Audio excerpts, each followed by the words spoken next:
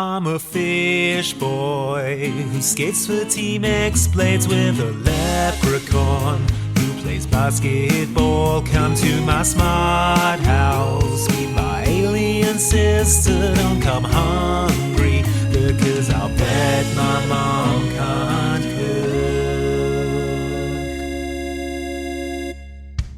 Hi everyone, and welcome to Mom Can't Cook, a DCOM podcast. I'm one of your hosts, Andy Farrant, and I'm just going to open my emails here, see if I've got an email from Disney Plus. Oh, brilliant. Hello, I'm the other host, Luke Westaway. What's the email say, Andy? Oh, it's probably a embarrassing climb down, I imagine, a retraction of removing all the Disney Plus DCOMs. They've brought back Brink. We saw your hashtag Brongbringbrook, and we knew we had to take action. That's probably what it is. Let me Legal see. action. Important updates. Oh, important update. This is important update to your subscription plan. But here we go. But before you read on, Andy, I just want to get ahead of this and say this is a huge moment for the little guy. This is a huge moment for podcasting. I think so, yeah. This is huge for the medium. It's huge for us personally and professionally, but it's not about us. It's about all of you guys out there who... Yeah, we didn't do this for our own ends to seek glory for ourselves, but to help out you. Have we achieved glory? Yes. Did we seek it? No. But we couldn't have done it without all of you out there heeding the call. Yeah. Sending in those hashtags, whatever they were. Yeah. Okay, Andy, let's hear this mealy-mouthed apology. Okay, important updates to your subscription plan. Here we go. From Disney Plus at mail.disneyplus.com. Okay. We hope you're enjoying Disney Plus. Well, I think I'm about to be enjoying it a lot more when I read the rest of this email. Yeah, I think so. Warming up to this. We are updating our prices so we can keep bringing you brand new originals, the latest blockbuster movies, and the most loved binge-worthy series. What? From 24th of March 2024, the price of your Disney Plus premium subscription will increase. No! What? No! Increase? How could they do this? How? Are you serious to me right now, Disney? You come into my house. You stab me in the back. You take my DCOMs. And then with one hand you stab me, with the other you hold your hand out for monies. Yeah, give me money for stabbing you. That's what Disney's saying. That's what Disney's saying. Hello, we're increasing the price of your stabbing subscription. Pay us to hurt you. It'll cost more now to stab you. Pay... because of the knife cleaning fees have gone up. Because our arms got all tired from the prior stabbing. So, got to go and see the physio. She's got a sore shoulder from stabbing so much. Eisner's got a sore shoulder. At his age, he shouldn't be doing stabbings anymore. I am so angry. That is unbelievable. Please do not respond, as this address does not accept emails. Oh, you'll accept this email. Hashtag bring back Bronk. Accept my foot up your ass, Disney. That is absolutely outrageous. I can't believe that. I can't believe weeks after they gutted the DCOM collection, they have the gall to put up prices. Outrageous. Well, they're probably having to put up prices because there's been an exodus from the service. Yeah, people have voted with their feet and their digital feet, and they've left. So now they're like, well, there's only really people have voted for digital feet. And now all that money's going to OnlyFans. Do they have Brink on OnlyFans? I mean, it's going to be the only way you can watch it soon. If so, I'm there. Eric Von Detten sets up on OnlyFans where he acts out Brink every day. Yeah, no, I would subscribe to that. I would subscribe to that.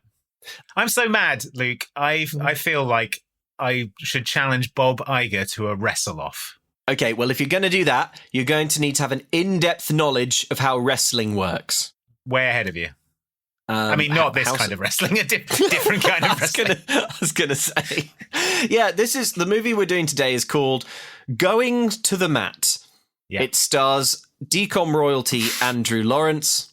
Yep. And not a great title. Luke put it in our shared Google Calendar as Take It to the Mat, which isn't the name of the movie. It's very hard to remember. And I had to really think about that as well. It's got big, ready-to-run energy. The confidence of wrestlers. Yeah, so this is a movie about wrestling. Wait, no, don't get excited. Not that kind. Yeah. Not the one with The Rock. Not the Iron Claw kind of wrestling. Yeah, not that. It's about high school wrestling, which is the one with... amateur wrestling. Amateur wrestling. As opposed to professional wrestling, yeah. Is that really what you'd call it? Yeah, it's amateur wrestling, what they call it. Amateur. This is, because professional wrestling is the one you see Pro with wrestling. Hulk Hogan dropping The Undertaker. Yeah. Hulk Hogan is a pro wrestler. Yeah. So if you do the other kind, you're an amateur wrestler. Yeah. And you can only hope to achieve the heady competitive heights of Steve Boogs. And is he still one? No, he got let go. Oh, did he? Oh, yeah. You're thinking of Rick Boogs, and he was. Sorry, Steve. Sorry, Rick. Look, you've made a literally powerful enemy today. I look. I just gave it 110%.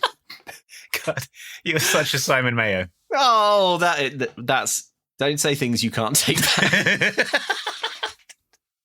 Anyway, going to the mat. It's a Disney Channel original movie about a blind boy who becomes a wrestler at school. Yes. Stars Andrew Lawrence. Here's the Disney Channel to tell you more about it. Monday, the new kid in town's biggest problem isn't his blindness. So where are you from, dude? Only the greatest place in the universe. New York City. It's his attitude. Jace, do you mind me asking why you even think you'd want to try this? Just looking for a way to compete around here, coach. Now Jace is going to the mat with something to prove to everyone, including himself. Everything you got, leave it on the mat. Going to the mat, Monday at 8/7 Central on Disney Channel. Any notes on this one, Andy, before we dive in? Yeah, there's a lot of wrestling scenes in this movie that are presented as sort of like exciting tussle back and forth.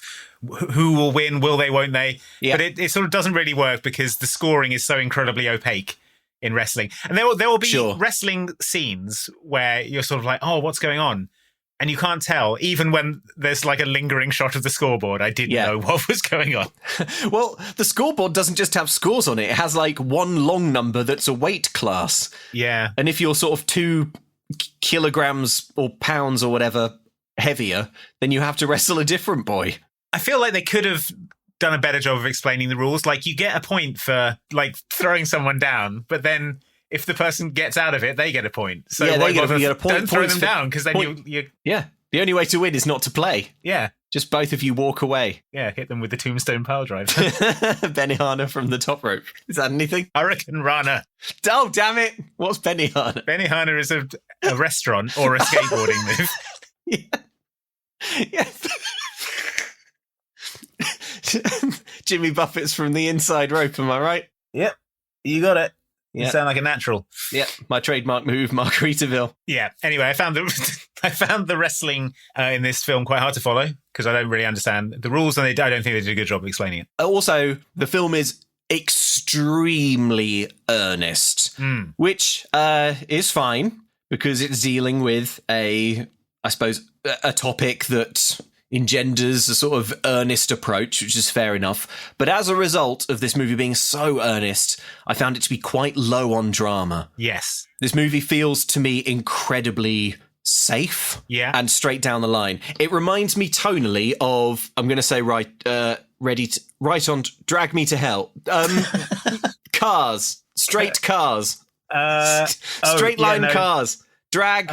Right on Track. Right on Track, yes. It reminds me tonally of Right on Track, the drag racing movie. It's got Assassin's Creed 3 syndrome, where it's like being way too reverent of its subject, and it sort of makes everything a bit sort of dry and humorless and dramaless. What I would say, listener, we know from feedback that most of you don't watch the movies, which is honestly fine, certainly in this case. If I could give you one bit of advice, I would say that during our recap, when we say T-Rex, try and imagine we're talking about an actual T-Rex. Mm-hmm. It will inject a great deal of excitement and energy into the scene playing out in your head, far more than the movie actually is able to conjure. Yeah. All right. So going to the mat, we open on New York City, the Big Apple, home, of course, of Madison Square Garden, the traditional home of the former World Wrestling Federation, now World Wrestling Entertainment, as you no doubt know, Luke. Yeah, the WWE. Yeah, the New York territory, of course. Vince McMahon Sr. Yeah. All that. Yep. We don't need to get into the history of the professional wrestling territories. I know it so well that I think it would be tedious for me to recap it all. To recap and recount it. So there's some drums are going crazy. There's an organ playing, one of those rock organs. Some guitars are rocking out. Yeah. Andrew Lawrence is on the drums. The music sounds kind of like the music from a game show. Yeah, but it's some kind of funky church. Yeah. And a big band of kids is shredding some jazz. Yep. Including Andrew Lawrence. He does a drum solo. The crowd is loving it. His parents, loving it. Loving it. Andrew Lawrence, loving it. His drumming, so fake. Yeah. I did think watching this, I was like, you used to be a drum teacher, right? Yeah. Yes, I did, yeah. Yeah. So a lot of this, I was thinking, I don't think this is very good drumming. No, don't get me wrong. A lot of the drumming is pretty good. And if you had, I think they've done an admirable job of making it look like Andrew Lawrence is ripping these tumbling tom riffs and all that good stuff and flamming that snare like there's no tomorrow. Yeah. But it is pretty obvious if you're looking for it that it's like he's sort of waving his sticks around while the camera is careful to not show any stick touching skin. Yeah. Yeah. Also, Andrew Lawrence in this is wearing sunglasses throughout. Yes. We haven't been told explicitly yet, but the film is visually signifying that he is a blind person. Yes. Yes. So the crowd goes nuts after this performance and the title drops into frame. And it seems like Andrew Lawrence here, take it all the way to the mat. Ready to mat. And it seems that Andrew Lawrence, whose name is Jace. I'm going to call him Andrew Lawrence. So C-E. Oh, you're going to call him Andrew Lawrence? Should we do that? Yeah. Yeah, let's commit. Cool. Yeah, it seems like Andrew Lawrence has a pretty good life.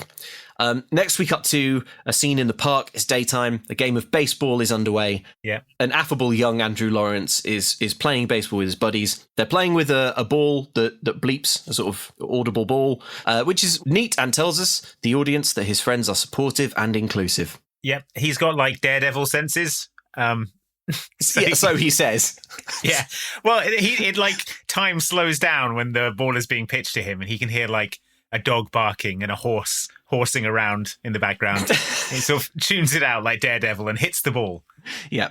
It turns out that he's having to move to Utah for some reason, and he is bemoaning this fact to his friends. They never really get into exactly why he's moving to Utah, but it's something to do with his dad's work. It's the vibe. Andrew Lawrence scathingly says that he reckons the only jazz they have is the basketball team. Yeah, the Utah Jazz basketball team. They're a savage slam on the state of Utah. Savage. Utah sounds bleak, says his friend. Yeah. So Andrew Lawrence is not looking forward to moving to Utah, but he's an optimistic, likable young guy, and he sees the best in most situations. So he says to his friends, hey guys, who wants an egg cream? Yep. I'm buying. Now, an egg cream, if you're unaware, Luke, you had one when we were in New York recently. Yeah, I had an egg cream for the first time just last year. How would you describe it? I can't remember what's in it. Let me just remind myself what it is. Well, it's like fizzy milk. Yeah, milk, fizzy water, and flavoured syrup. Yeah. Despite the name, it contains neither eggs nor cream. And having tasted one, I would have to say that adding eggs or cream would be a huge improvement. Yeah, probably. It's like a watered-down milkshake. Yeah, fizzy milk is a good way of putting it. I didn't enjoy my egg cream. Maybe, I remember you left most of it, yeah. Yeah, I did. I wasn't able to finish my egg cream. I bought a large one, so sure was I that I would love my egg cream. You would love something called an egg cream. Well, I love a cream egg. So... That's not the same thing. But when I hear egg cream, I think of a cream egg. That's reasonable. A cream egg is an egg containing cream. This contains neither egg nor cream. I didn't like it. Maybe if I had grown up tasting them, if I had a sort of affinity or something. But yeah, man, I didn't like it, and I really don't buy that Andrew Lawrence likes it either. I guess it's just trying to be as New York as possible. Yeah, earlier on he complained that you won't be able to get a kosher hot dog in Utah. So yeah, because teens in New York love three things: jazz, kosher hot dogs, and egg creams. These can't tear the kids away from their egg creams these days, can you? It's like America in the 1930s. Yes. They're like pitching a hoop and a stick down a Brooklyn street. Okay, so I'm in, shouts one of Andrew Lawrence's friends who must never have had an egg cream before. Next, we get shots of Utah because we're moving already. Free egg cream. It's rural, industrious. Yep. We see the family is driving across country. So we see America stretch out in front of the station wagon. We see a horse, the decom sign of down home country fellas. We see a big factory pumping out emissions. Pumping out America. Pumping out America in gaseous form. Yep. Snow-capped peaks and mountains. Oh, yeah. It's clear to everyone that Utah is the beating heart of America. Yeah, where real folk live. Yeah, exactly. Not egg cream guzzling city slickers. Yeah, we see the new house. It's a large sort of ranch-style house. It's got a balcony. Dad is showing Andrew Lawrence the house. He, of course, can't see it, being blind. But Dad made sure that they put his basketball hoop up first, the movers did. Yeah. Teleplay by Chris Nolan, say the credits. Surely not, says me. Yeah, I had to stop and check. It's not the same Chris Nolan. Hope flickered. It's the hope that kills you. Can you imagine? Can you imagine? I was like, but Memento was before this. Between a real slump after Memento. Between Memento and Batman, he sort of quickly bashed out to the map. This blind wrestler movie for Disney. He wrote his egg cream movie that he'd always wanted to make. You do one for them, one for yourself. So the dad has installed Andrew Lawrence's basketball hoop, which uses similar audible tech. Yeah, the backboard has a sort of beeper on it, so he can know whether the net is. Yeah. Later, we see as Dad watches Andrew Lawrence just standing in front of it for ages.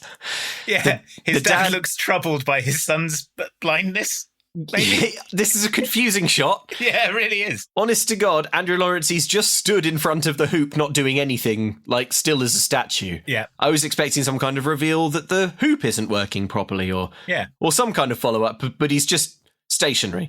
And I think the dad says, hasn't shouted action, maybe. Yeah, exactly. And the dad says, "Are you okay, son?" And he says, "Fine, Dad," not moving. And then that scene is over. Yep. And suddenly a kid cycles up to the court. What's this? It must be one of the local youths. What's up? You moving in? That's the rumor. Name's Jace. Vince.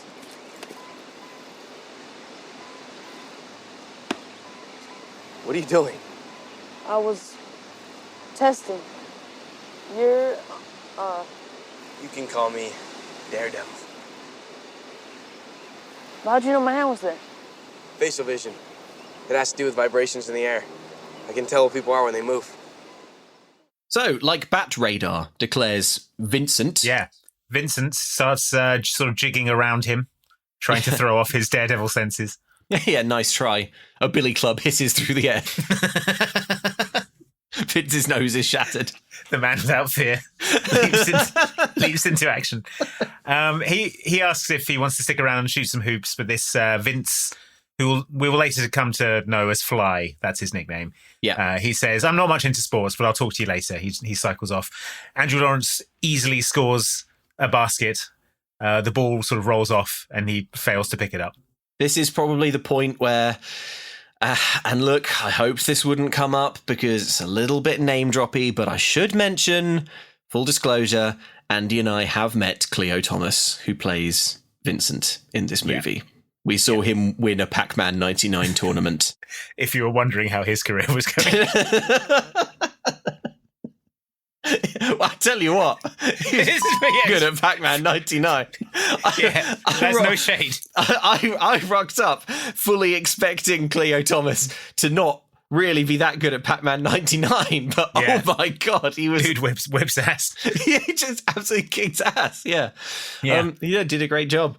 Okay, so that's Vincent. Mm-hmm. Next, we see a scene at high school. Andrew Lawrence is saying goodbye to his mum. He's wearing a cool leather jacket, like Daredevil would. Yeah. He heads into school. He's using his cane, but he trips on a rucksack. A boy... Yeah, some thoughtless child has left a loose rucksack by the door, not thinking of people with sight issues. Exactly. Let me get the door for you, says a boy who opens the door. Yeah. At school, Andrew Lawrence stands in a hallway as people stream around him in fast motion. Overlapping noise is overwhelming to him. A girl comes up and asks if he needs help. He says no. He walks off and bumps into a Letterman jock. Yep. Who says, "Hey, man, are you blind or something?" And then he notices that Andrew Lawrence is blind and says, "Oops, my bad." Yeah. Andrew Lawrence responds to this with naked aggression. Yeah. I know we've only just had a clip, but you have to hear this. What do you say? Huh? Hey, man, are you blind or something? Oops, my bad. Hey, everybody. Check it out, a talking side of beef. What's your name, farm boy? Ooh, it's one for John, one for the blind kid. Yeah. Well, I'd punch his lights out, but it looks like Somebody already has. You know that one? I haven't heard that one since like the second grade. Come on, John boy. Park your cow and take a shot. Come on, let it go.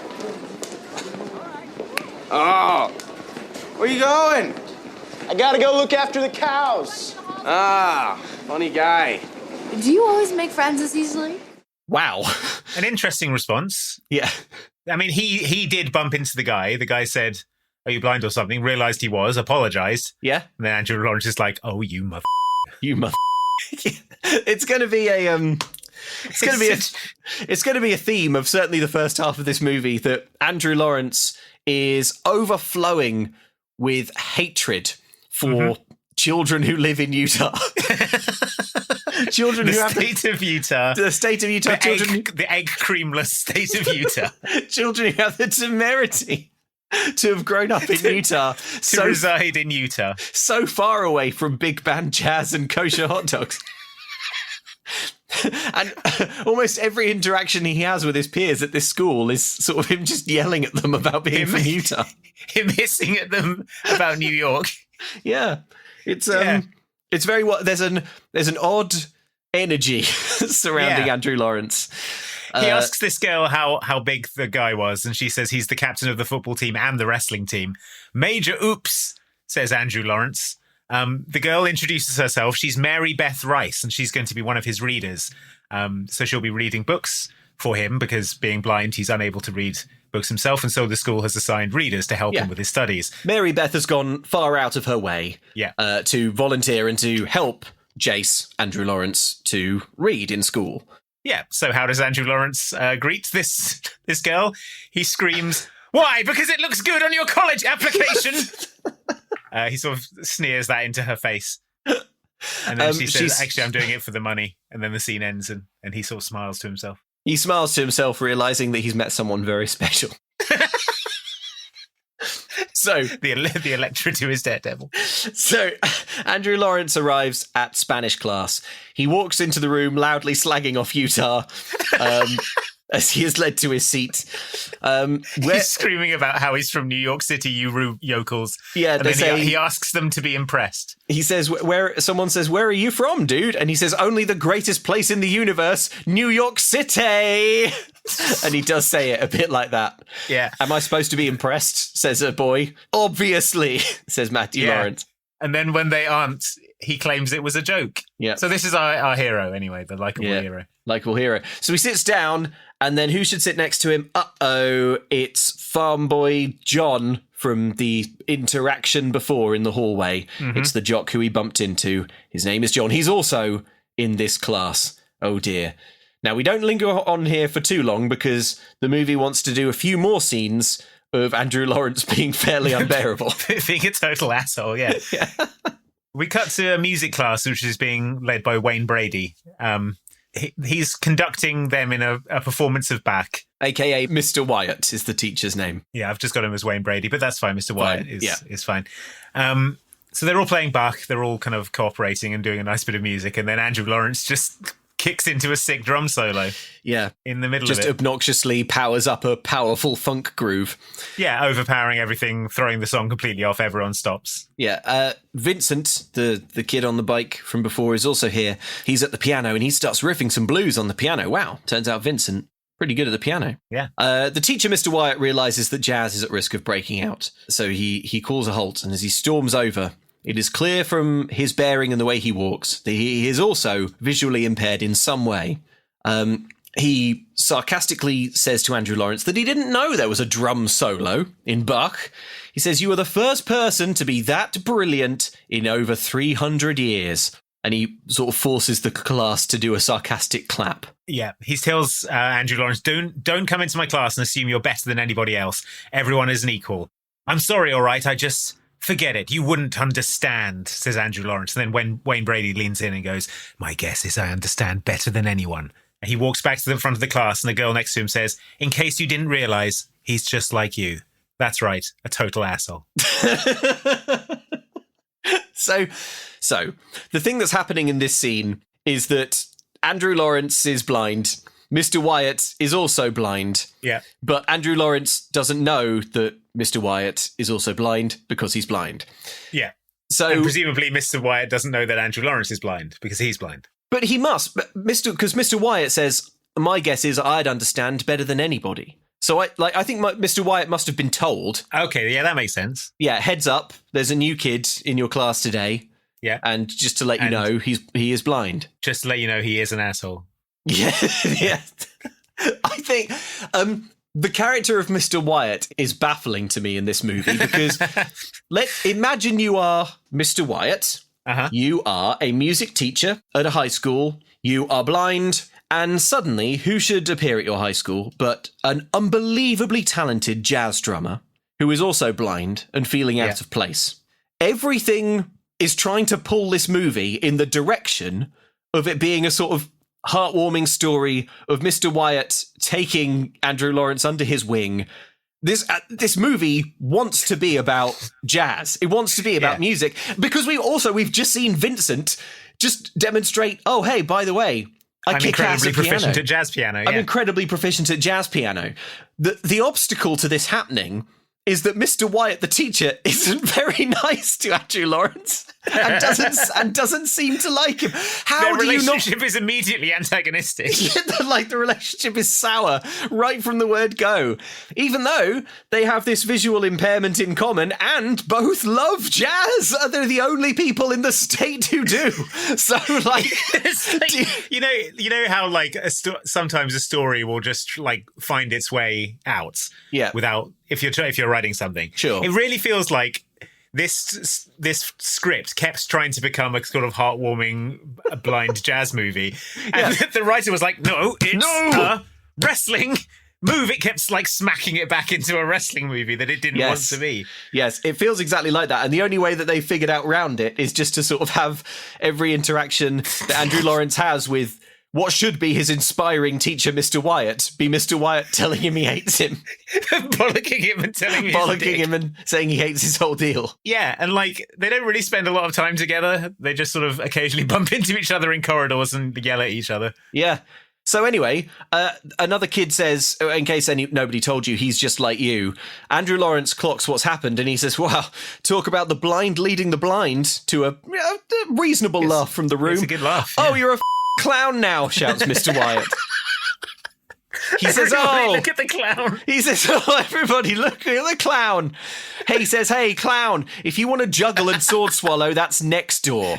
Now, let's play Bach the right way." Yeah. And Andrew Lawrence sort of nervously instead of saying what the film wants him to say, which is, "Hey, come see me after class. I'm putting together a kind of band that I've been hoping to put together, but hey, we've got no drummer, and there aren't a lot of jazz musicians here, but Mary Beth, man, she's great on the clarinet. Vincent here, he's wicked on piano. Even John, the hated jock, has a secret talent for the upright bass." Yeah. But the movie's like, "No, it's wrestling. It's about wrestling." But why is it about wrestling? You've got this whole jazz thing. And then we could listen to jazz music instead of watching confusing wrestling where people are just sort of rotating around on each other's backs. This movie could be like Whiplash, but good vibes. Like a friendly Whiplash. Instead of, two boys just doing turtle shell rotations on each other. Yeah, exactly. Just sort of holding each other's shoulders and rotating and then flipping around in slow motion. And then sitting down and turning over. Sitting down and wriggling. So, back in the corridor, Vince has the bad luck, Vincent, he has the bad luck to bump into a jock. This jock is called Luke Nolan.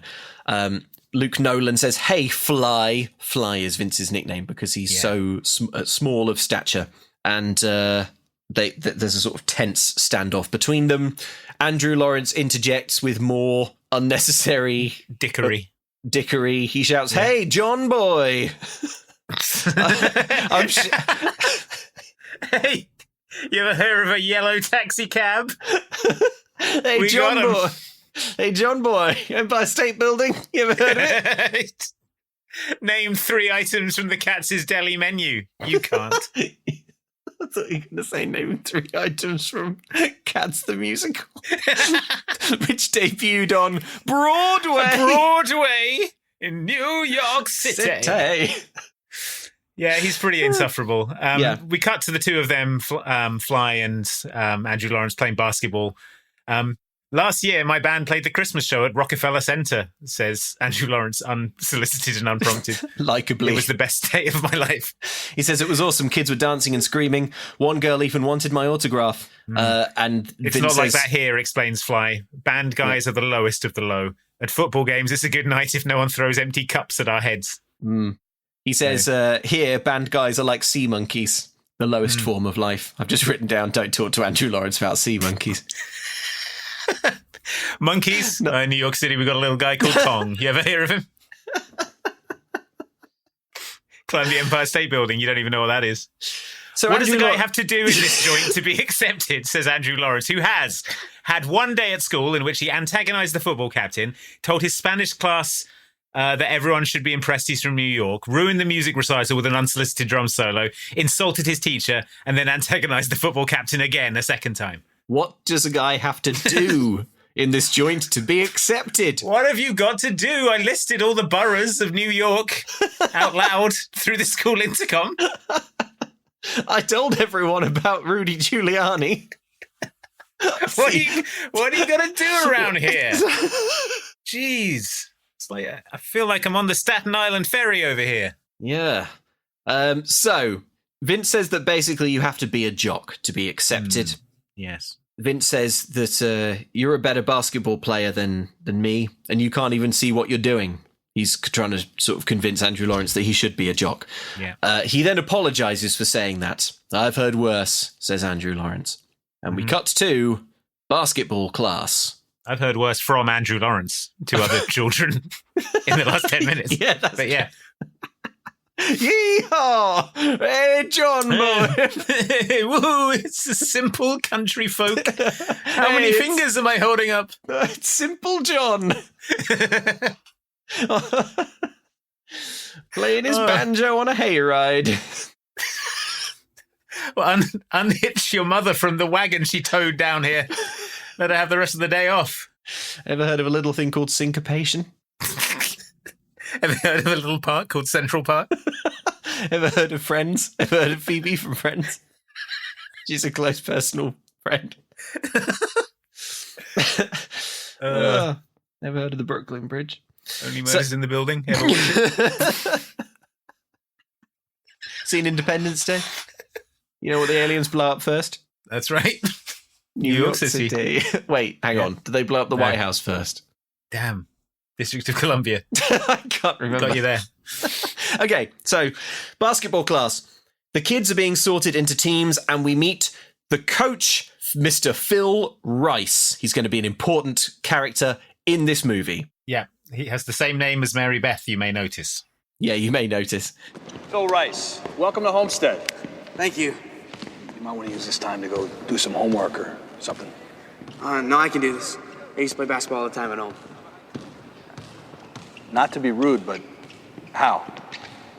With a bounce pass only rule. And we need a beeping backboard so I can tell where the hoop is. Oh, well, I'm certainly going to look into getting one of those, but for today, you'll have to sit out. The bleachers are over here. Beep, beep. Thank you. So it seems like basketball's not going to work out for Andrew Lawrence. The school is uninterested in accommodating his disability. Yeah. If only he was an extremely talented drummer. Mm. And but there's simply no way. There's simply no way for him to have an exciting extracurricular life.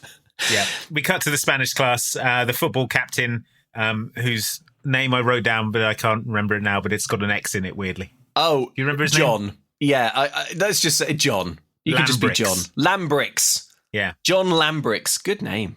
Yeah. So the football captain, John Lambrix, is called on to say his Spanish numbers. He gets it wrong.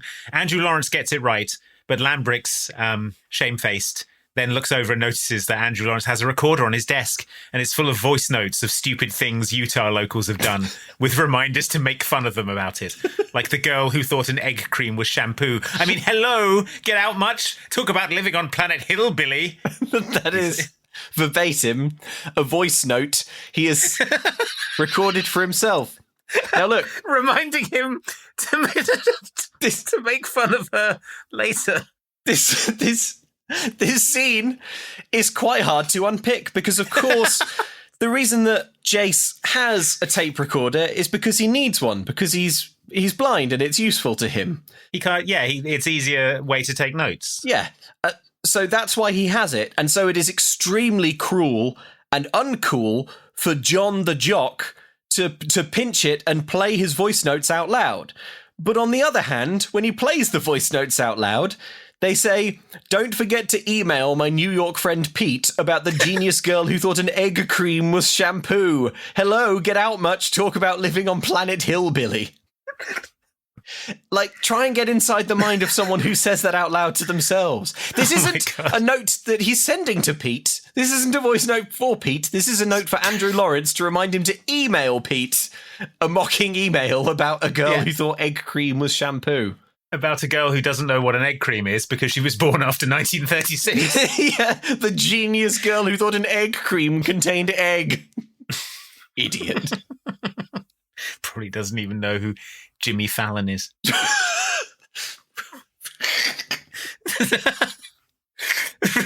Rockefeller Plaza, ever hear of it? Yankees. Ever heard of them? Let me tell you about a little square we got. It's called Times. Perhaps you've heard of it.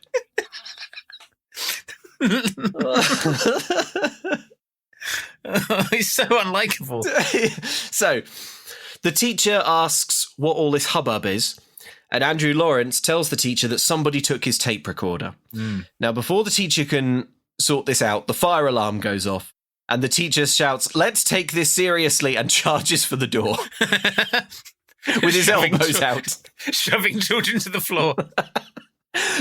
All of the kids sprint out of the room, leaving Andrew Lawrence all alone and unable to... No one helps him. No one helps him. He sort of stumbles and has to find his way out of the room all by himself. At one point, obviously struggling. he's pushed and he falls over. Yeah. No one's helping him. He loses his white stick. Yeah. And then he finds the door, but it's one of those fire doors that's locked. So he's one of those good fire doors that's locked in case of fire. He's like hammering it, trying to open it. Yeah, he's yelling for help. He's obviously really scared. He's the only one left in the school. He's hammering on the door. Suddenly we see somebody grab his shoulders and guide him safely outside. Now, it's John Lambrix. Yeah, we, the audience, see that it's John the jock. But Andrew Lawrence doesn't know that, of course. He doesn't know who guided him out. And outside, the kids, including Mary Beth, regard him with a sort of a mixture of disdain and casual disgust. I'm interested to know what you think, because they lead him out of the school and then the entire school is standing there just staring at him. Yeah. But not with any... I couldn't really pass the emotion they were supposed to be conveying, all these kids. They were just all staring slack-jawed at him. There are a few points in this movie where you get the impression that what they really wanted to happen narratively were for some high school kids to make fun of Andrew Lawrence because he is a blind person. Blind and can get out of the school quickly. Yeah, but I almost feel like the film doesn't really want to put anything that unpleasant in its movie. This comes back to what I was saying at the top of the show about earnestness and a lack of drama as a result. It's like sort of Andrew Lawrence deals with adversity, but also at every time where you think narratively it would make sense for someone to be cruel to him and present an obstacle for him to overcome, they sort of just do nothing. Yeah, I think this is the point where they would have gone, you idiot, you couldn't even get out of the school. Nice seeing things, jerk. Yeah. But the movie is just like, Movie's like, what we'll do is just have them sort of stare at him weirdly. Yeah, exactly. It would be cool if it went the other way and everyone in school was chill and supportive. Yeah. And a different story was, you could still have the same story. But now you just get this weird middle ground. Yeah, it is an odd vibe. Oh, also, let's take a minute to really wail on the Spanish teacher, because he was literally in the middle of a conversation with a blind person, with a blind kid in his class. And then it's like... The fire alarm goes. The fire alarm goes off mid-sentence and he's like, run for it! And like, there's no... Everyone for themselves. There's no part of this teacher that's like... Maybe the fire will use itself up, burning up that blind kid. Maybe he's never not like, maybe this new kid... Like, even if he wasn't blind, he might not know the way out. He's new. It's his first day of school. He doesn't know the layout of the school. Run! Jesus Christ, run! It's all gone backdraft. Get your elbows out. Leave Andrew Lawrence. He's gone. He's gone. Throw him to the ground. So yeah, this teacher sucks. Okay, at home at night. Oh God. Andrew Lawrence is shredding electric guitar because there's nothing musically he can't do. Yep. He switches to the drums. Mum and Dad here. It's like a sort of flash dance. He's getting his feelings out through music. Yeah. He's playing the drums. The drum footage goes all low frame rate, so it's like meaningful. Yeah, it sort of goes into that kind of choppy slow-mo. There's a few instances of slow motion in this movie, and I get the impression that at the point of filming, they didn't know that it was going to be slow-mo in the edit. So it's not been shot at a high frame rate so that it could be slowed down. No. So when you think of slow-mo, it's probably not what you're thinking. It's that kind of slow-mo, like when you have to imply someone's on ecstasy. It's more like that. It's kind of like there aren't enough frames. There aren't enough frames. It's like really stuttery sort of motion blur thing. So it does look like Andrew Lawrence has just taken something and is just taking a load of ecstasy and is playing the drums. Just going ham on the kit. Elsewhere in the house, his parents sigh. They can hear from his furious drumming that he's having a hard time at school. It's a very short scene. We're back at school now. Wayne Brady's welcoming people into his class. Andrew Lawrence and Mary Beth, she's reading to him about the indigenous American people and how settlers viewed them to be naive and uncivilized. Welcome to my world, scoffs Andrew Lawrence, which, again, a likable character beat. Yeah. Comparing himself to the... Yeah, welcome to my world, he says, unwisely. He's very angry. Mary Beth tells him, listen, Andrew Lawrence... People don't care that you're blind. They're turned off because they think you're a total snob. And Andrew Lawrence is surprised and alarmed to hear that his constant hectoring of these rubes hasn't gone down well. Yeah. So he's been given food for thought. Anyway, yeah, he's like, "What do you mean? I mean, What do you mean? You sound like someone who's never heard of Madison Square Garden." Yeah, you sound like someone who doesn't know about the Statue of Liberty. You sound like someone who's never had a slice of a pizza pie. So we cut to the football game. Jace is up with the band kids in the stands because this movie is trying desperately to be about band kids. Really trying to yank the wheel back in the band kid direction. The jocks ask why he isn't playing, and then they have a genuinely unpleasant bit of banter with each other. Let's hear it. Yeah. Hey, Newfield, why aren't you out there playing for the home team? Oh, I was going to, but my seeing eye dog kept pawing everyone's helmet off. Ah! You're a funny guy. I don't see you laughing. Oh, wait. You're the one who's supposed to be making the lame blind jokes. You know, I would love a real chance to take that guy down. I really would. Maybe you should go out for a team. Please don't make it archery. Oh, yeah, that's good. Look out! I was thinking wrestling. I'm sorry. I think she said wrestling. Can he do that? Please, don't encourage her. Why not? You could go out for a wrestling team. My dad's a coach. He and I went to the regionals last year and saw this blind kid from Denver who won his weight division. So I'm not convinced how mean John was being in that John the Jock was being in that interaction. Yeah. I suppose it was sort of mocking, but yeah, Andrew Lawrence really went off. It's just real unpleasant energy in this movie. He does this, like, he responds to everything with this sort of, like, exaggerated, sarcastic, and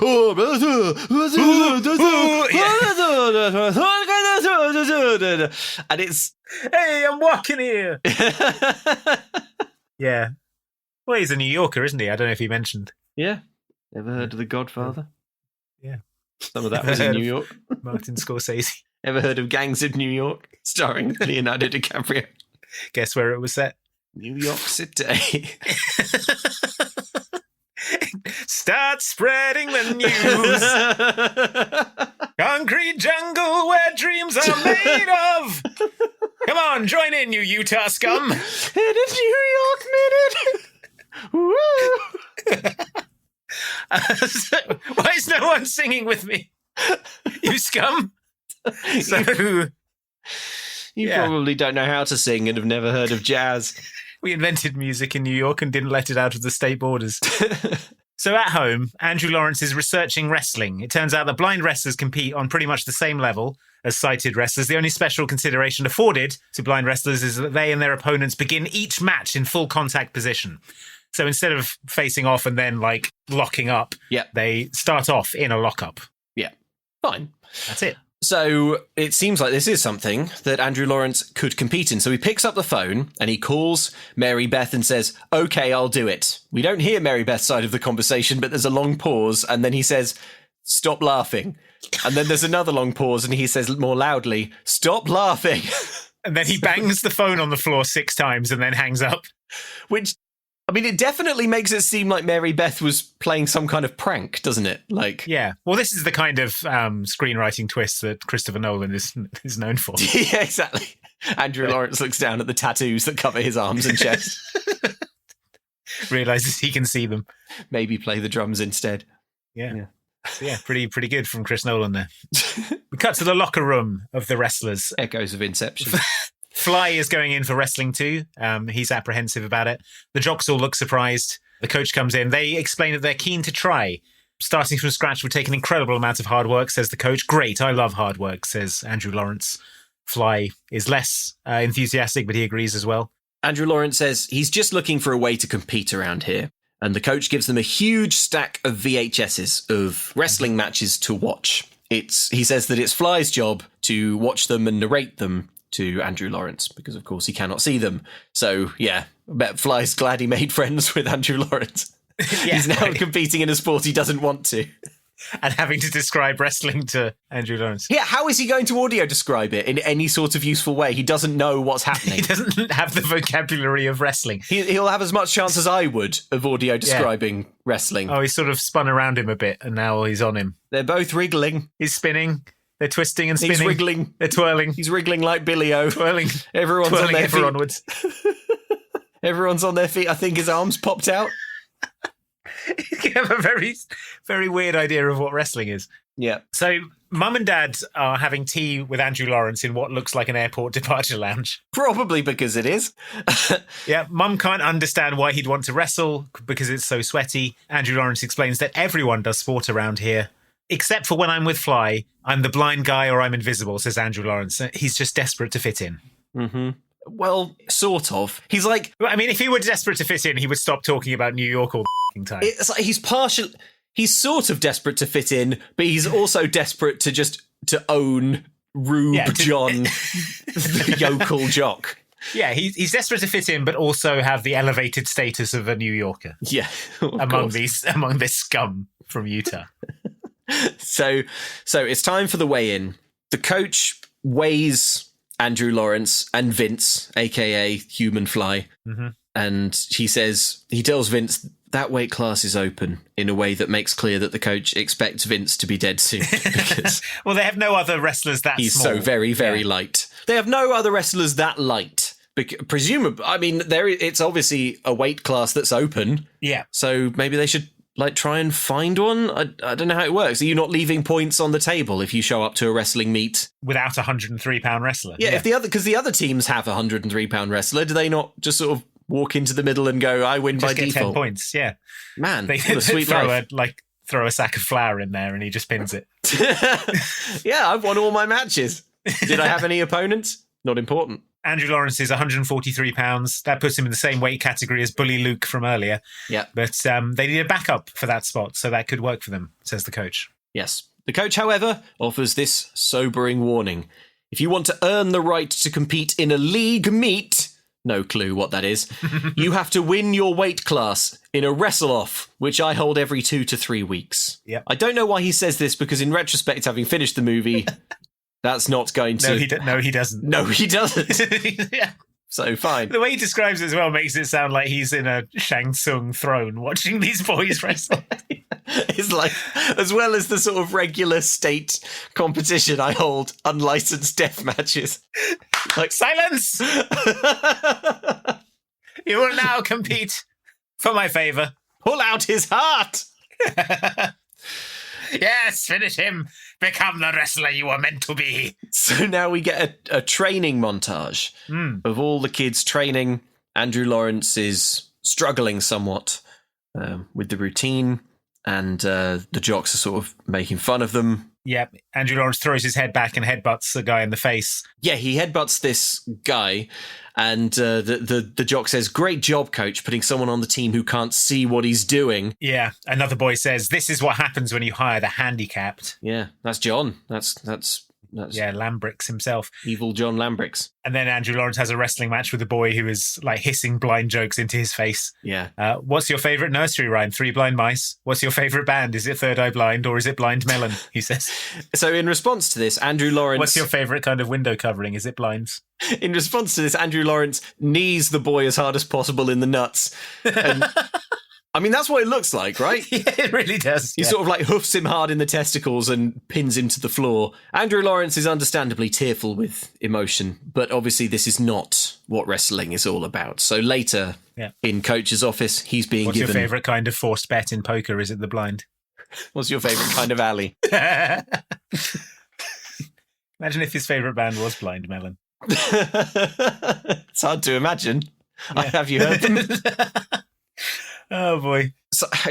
So we're now in Coach's office. Yeah. And Coach is giving Andrew Lawrence a bollocking for hoofing Luke in the testicles.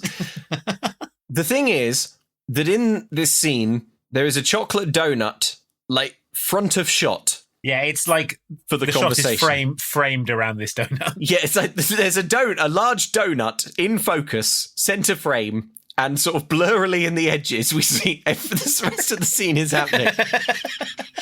Do you think this was just before lunch? I don't. Yeah, hungry. I think the camera person just sort of lets the viewfinder drift down, slowly zooms in on the. If the lens touches the donut and it gets stuck to it, he can retract it back in and eat it. Yeah. There's an extended cut of this scene where you see donuts all stick to the lens, and then a sort of as the camera zooms out, a little hand comes out. A little hand cuts it, and then you can hear. Oh, that's good.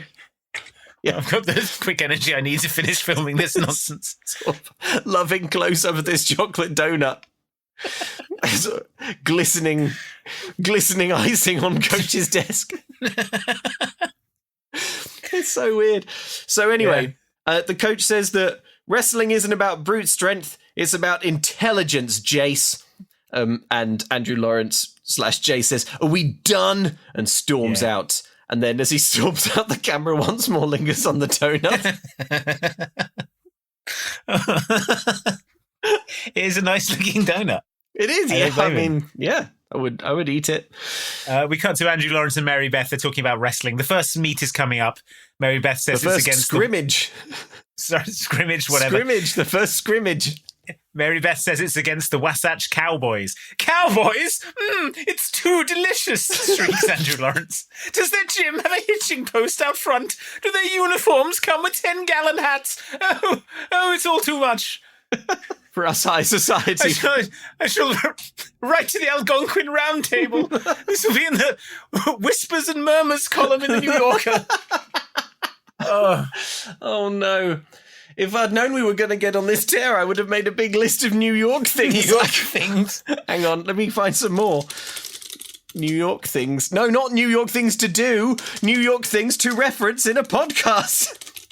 In the city that never sleeps, we don't do a scrimmage, we do a jazz.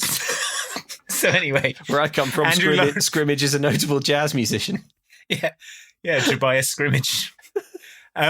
So Andrew Lawrence is submitting this delicious Cowboys stuff to the Shouts and Murmurs column in The New Yorker. Yeah. But Mary Beth is like, hey, you're doing that thing again where you belittle the state of Utah. And he's like, oh, right. And then she explains... Oh, yeah, sorry. Stop belittling Utah and all of its residents. She explains that this is an ancient rivalry and that their star player, T-Rex Turner, a real T-Rex, has been John Lambrix's arch rival since forever. For 65 million years.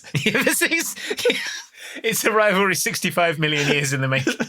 T-Rex Turner is the only wrestler that John has never beaten because, of course, he is a fully grown adult male T-Rex. Mature adult T-Rex. It says something about John's wrestling ability that he's alive. He was able to hold the T-Rex to a draw. So we cut to the scrimmage. What an odd word. Mm-hmm. John confronts T-Rex Turner. Yeah. Who, I have to say, delivers his lines very memorably. You're going down, my man, says John. Yeah, all over you for the pin, says T-Rex Turner. Let's just hear that little bit. I just love how T-Rex Turner does his lines. You're going down, my man. Yeah, all over you for the pin. So there is a bristling face-off with rival teams sort of rushing to confront each other, but with T-Rex doing well to deliver the lines with a dinosaur larynx, to be honest. Yes, of course. I'm bearing in mind that all he would be able to emit is a sort of low thrumming honk. It's good that he formed that into words. Yeah, it is. It's impressive. So there's a bit of a face-off, but with T-Rex Taylor's threats to go down all over him ringing in his ears, John walks away. That's what he said. It is what he says. There's nothing funny about it. Yeah, all over you for the pin. Yeah. The coach sees this simmering sexual tension and he says, I've changed my mind, Lambrix. You're sitting today out. Yeah. I'm not going to have you get into some personal grudge match and get hurt before the season even starts. Exactly. The coach explains, John, this is your last shot at a state title. The last thing we want is you getting wrestling practice before the season even begins. Yeah.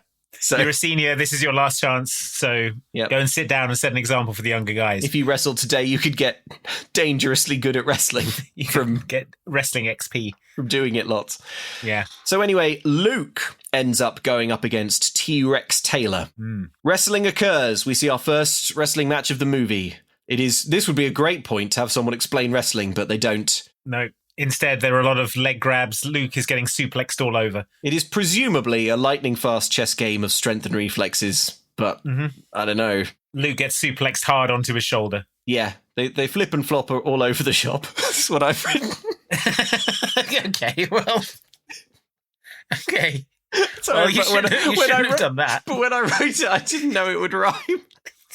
They flip and flop all over the shop. I mean... So, yeah, T-Rex Taylor slams Luke into the floor, shattering his arms. It turns out Coach's instincts were bang on. That could have been his star wrestler John out there getting his arm smashed by T-Rex Taylor. I've written the evil red wrestler looks happily at the destruction he has wrought. Yeah, oh yeah, he does. We get a shot of T-Rex Taylor standing over his wounded prey, and he's making a face that says, I hope he dies of his injuries. Okay, well, Luke won't die of his injuries because he's only broken his collarbone. Yeah. But Mary Beth explains that he'll be out for 2 months, and Dad is giving the £145 slot to Andrew Lawrence. Why would he do that, says Andrew Lawrence, forgetting that he is the only other wrestler in that weight class. So Vince is audibly nervous that poor Luke got taken away in an ambulance. He is sort of doing the maths on whether having friends is worth dying for sure in the ring for. Mm-hmm. So just, make a little note to yourself that Vince has reservations. Back home, Mom tells Andrew Lawrence that both her and Dad can be at his first match. And Andrew Lawrence says he doesn't want them there. And Mum is like, okay. Even though that would surely be devastating to hear. Yeah. He doesn't say it nastily. He's just like, I would rather you didn't come. I'd rather you didn't come, you Utah rube. I'm from New York. She's like, I'm from New York. I'm from New York. You're only from New York because I raised you there. I don't know. New money. I was from New York before it was cool. All right, kid, whatever. So back in the locker room, Lambrix and another bullyish lad are like, everyone thinks it's so great that Andrew Lawrence is on the team, but do they consider how it affects us sighted fellows? No, everyone's too busy being politically correct. Says John. Yeah. But John has prepared a prank. We will soon see it come to grim fruition. Yeah. At the season opener, it's Huskies versus Grizzlies. The film hasn't made clear exactly which team Andrew Lawrence is on. They really haven't. But it's the Huskies, I'm almost certain. Through context clues, I pick up that it's the Huskies, but it's not like they have a big husky head on their uniform or anything like that. Like, just please, a small level of context would be so useful for the viewer. But anyway, we open with seeing Vincent, a.k.a. Fly, getting absolutely taken apart by a child who looks like he's made of lollipop sticks. Yeah, he gets headlock takeovered and pinned. He is booed, but the coach comes up and respects him. So to his face. So there's that. Yeah, he says like, you went out there and got your ass kicked by a lollipop stick boy. I thought that was pretty cool. You came out here and you got your ass kicked by a Tim Burton drawing of a boy. By melancholy oyster lad.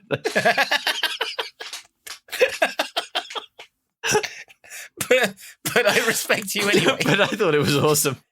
Even though what happened was deeply disrespectful to the art of wrestling to which I've dedicated my life. So then a kid called Boomer comes up and the prank happens. He sticks a sign on Andrew Lawrence's back. The sign is a big drawing of a human eye with a red cross through it to indicate that Andrew Lawrence is blind. He's blind. Yeah. Which everyone knows. Coach sees this happen and he discreetly comes up to Andrew Lawrence and without letting him know it happened, removes the sign with a bit of shoulder massaging that turns into sign removal. Yep. Then the coach goes over to the jocks who are chuckling amongst themselves at their great prank. They're all laughing and high-fiving about how funny it is to be blind. It was just a joke, Coach, says John. And Coach says, no, John, jokes are funny. I won't have a bully on my team. And which is weird because he has 3. Yeah, it's weird because the entire team is bullying the blind teammate. Yeah. Not limited to Andrew Lawrence, who's bullying everyone from Utah. The bullied child is doing bullying in a different, more New York-centric direction. Yeah, in a more sort of urban kind of. Yeah. He's doing it with swing. He's doing it with a skip in his step. Yeah, he's strolling down the avenue, bullying. He's drinking a Cosmopolitan with Samantha and Carrie. He's kissing Tom Hanks at the top of the Empire State, doing a bullying there. Yeah, he's fleeing from the Stay Puft Marshmallow Man. So he's fleeing 1998 Godzilla.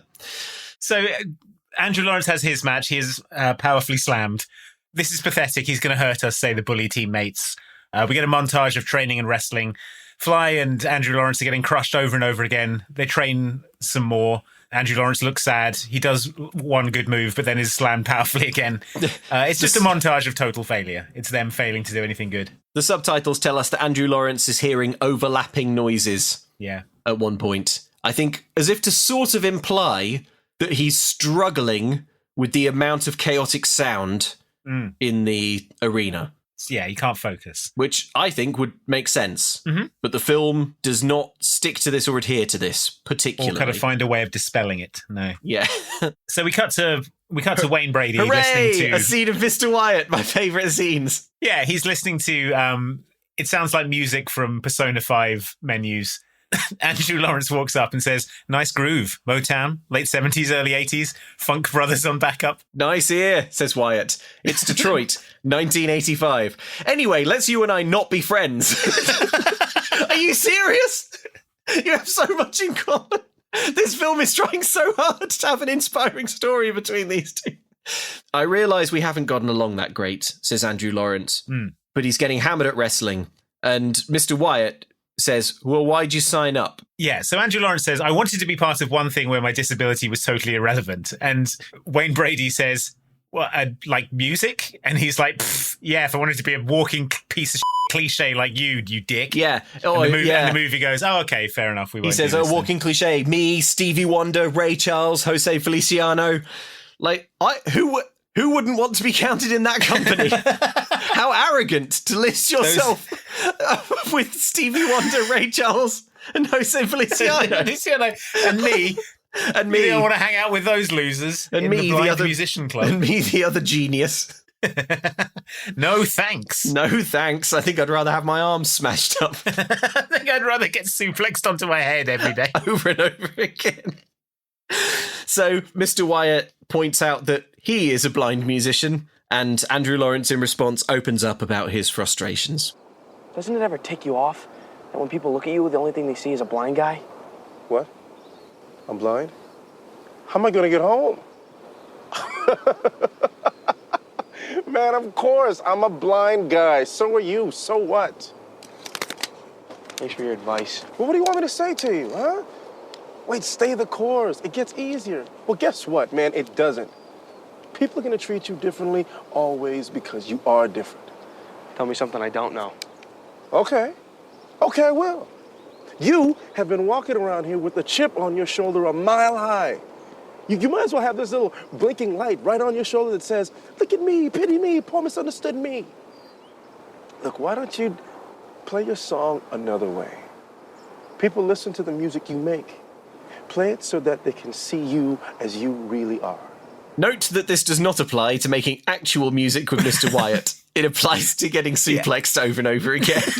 When he says make music, he means the hollow ringing sound his skull makes when it bounces off the concrete when he's powerfully suplexed. Maybe I could make music with you, Mr. Wyatt, my inspiring blind jazz teacher. Oh, no.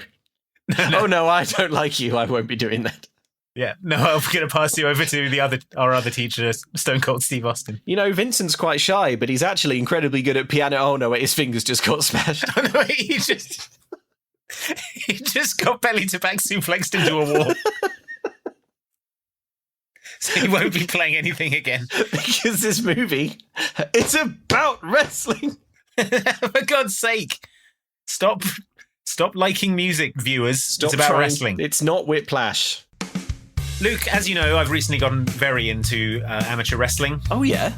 Yeah, I'm always out there doing all the moves. The one where you lie on top of someone and spin around. The one where you sort of sit on your bum and shuffle around. Yeah, your rear torsional side flip. Yeah, the... your upwards hatch reversal.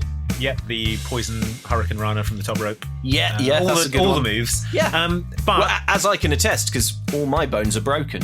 Yes. You've been practicing on me. Yes, exactly. The tombstone pile driver. All of the main amateur wrestling moves. Boy, that one hurt until you got good.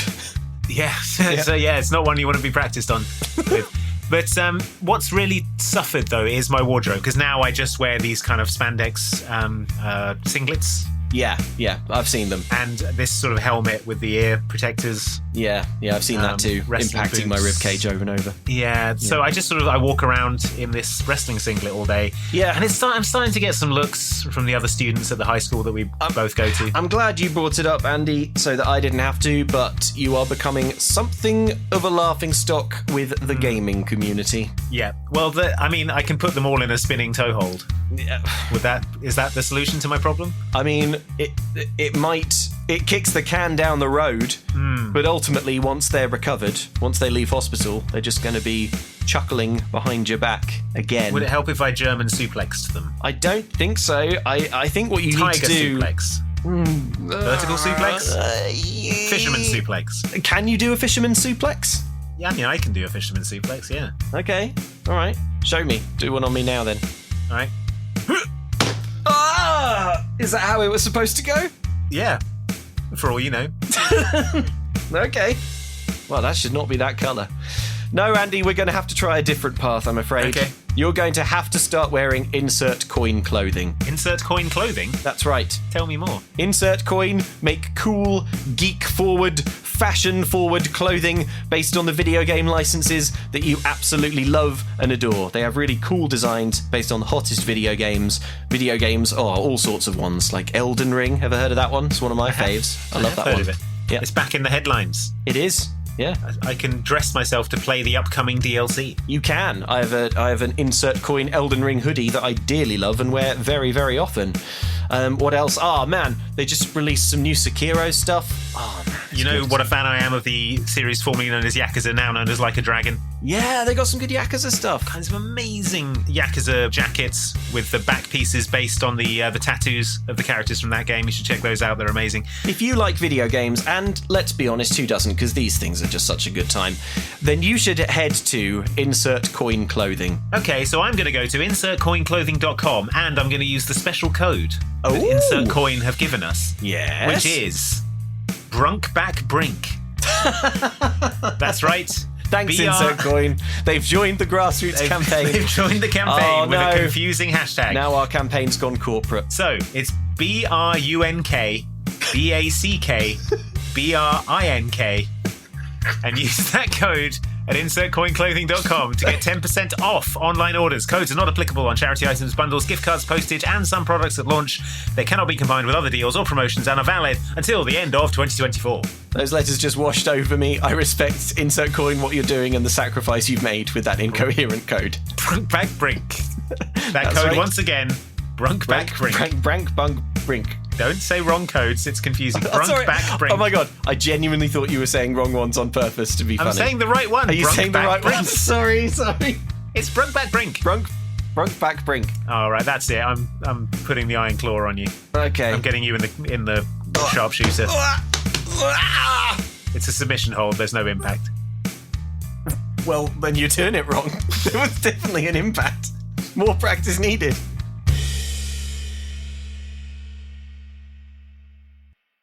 So, in the gym, John finds Andrew Lawrence pumping iron after hours. Yeah, he's lifting weights in the dark, even though practice ended half an hour ago.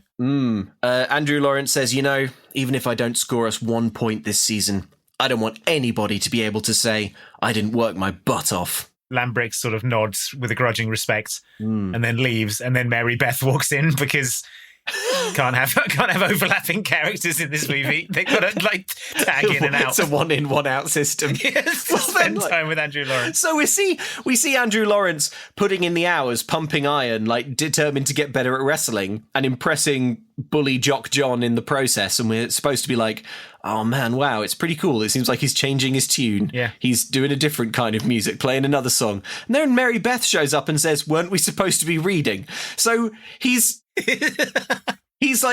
ghosted the girl who's given up all her free time to read to him. So he's rudely ignored her calendar to just sort of pump iron in the dark. And he's like, yeah, sorry. I know we were supposed to do that, but yeah, I didn't do that. She says that maybe the reason he hasn't won a match yet is because his balance is off. Wrestling is like dancing. She says, every move should flow from your body's center. Learn that natural rhythm and you'll be fine. How do I do that? He says. Yeah. And she says, well, you can hire me to be your dance coach.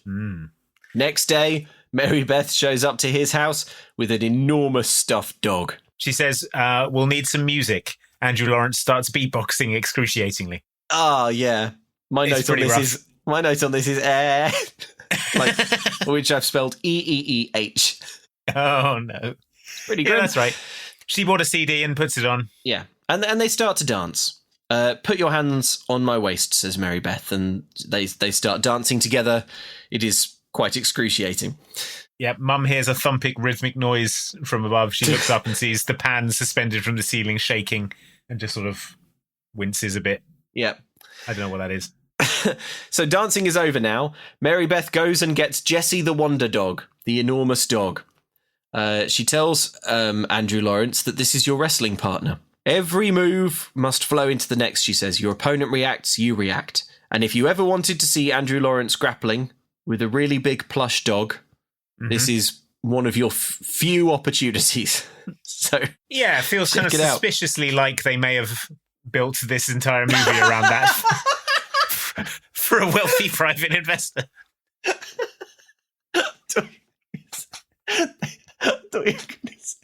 Feels like this movie was originally about dog No.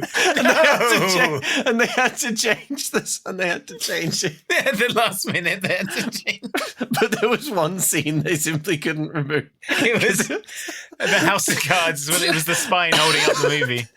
They watched it back and they were like, I mean, I guess it looks a bit like he's wrestling it. This can't be a running gag. It's been 3 episodes.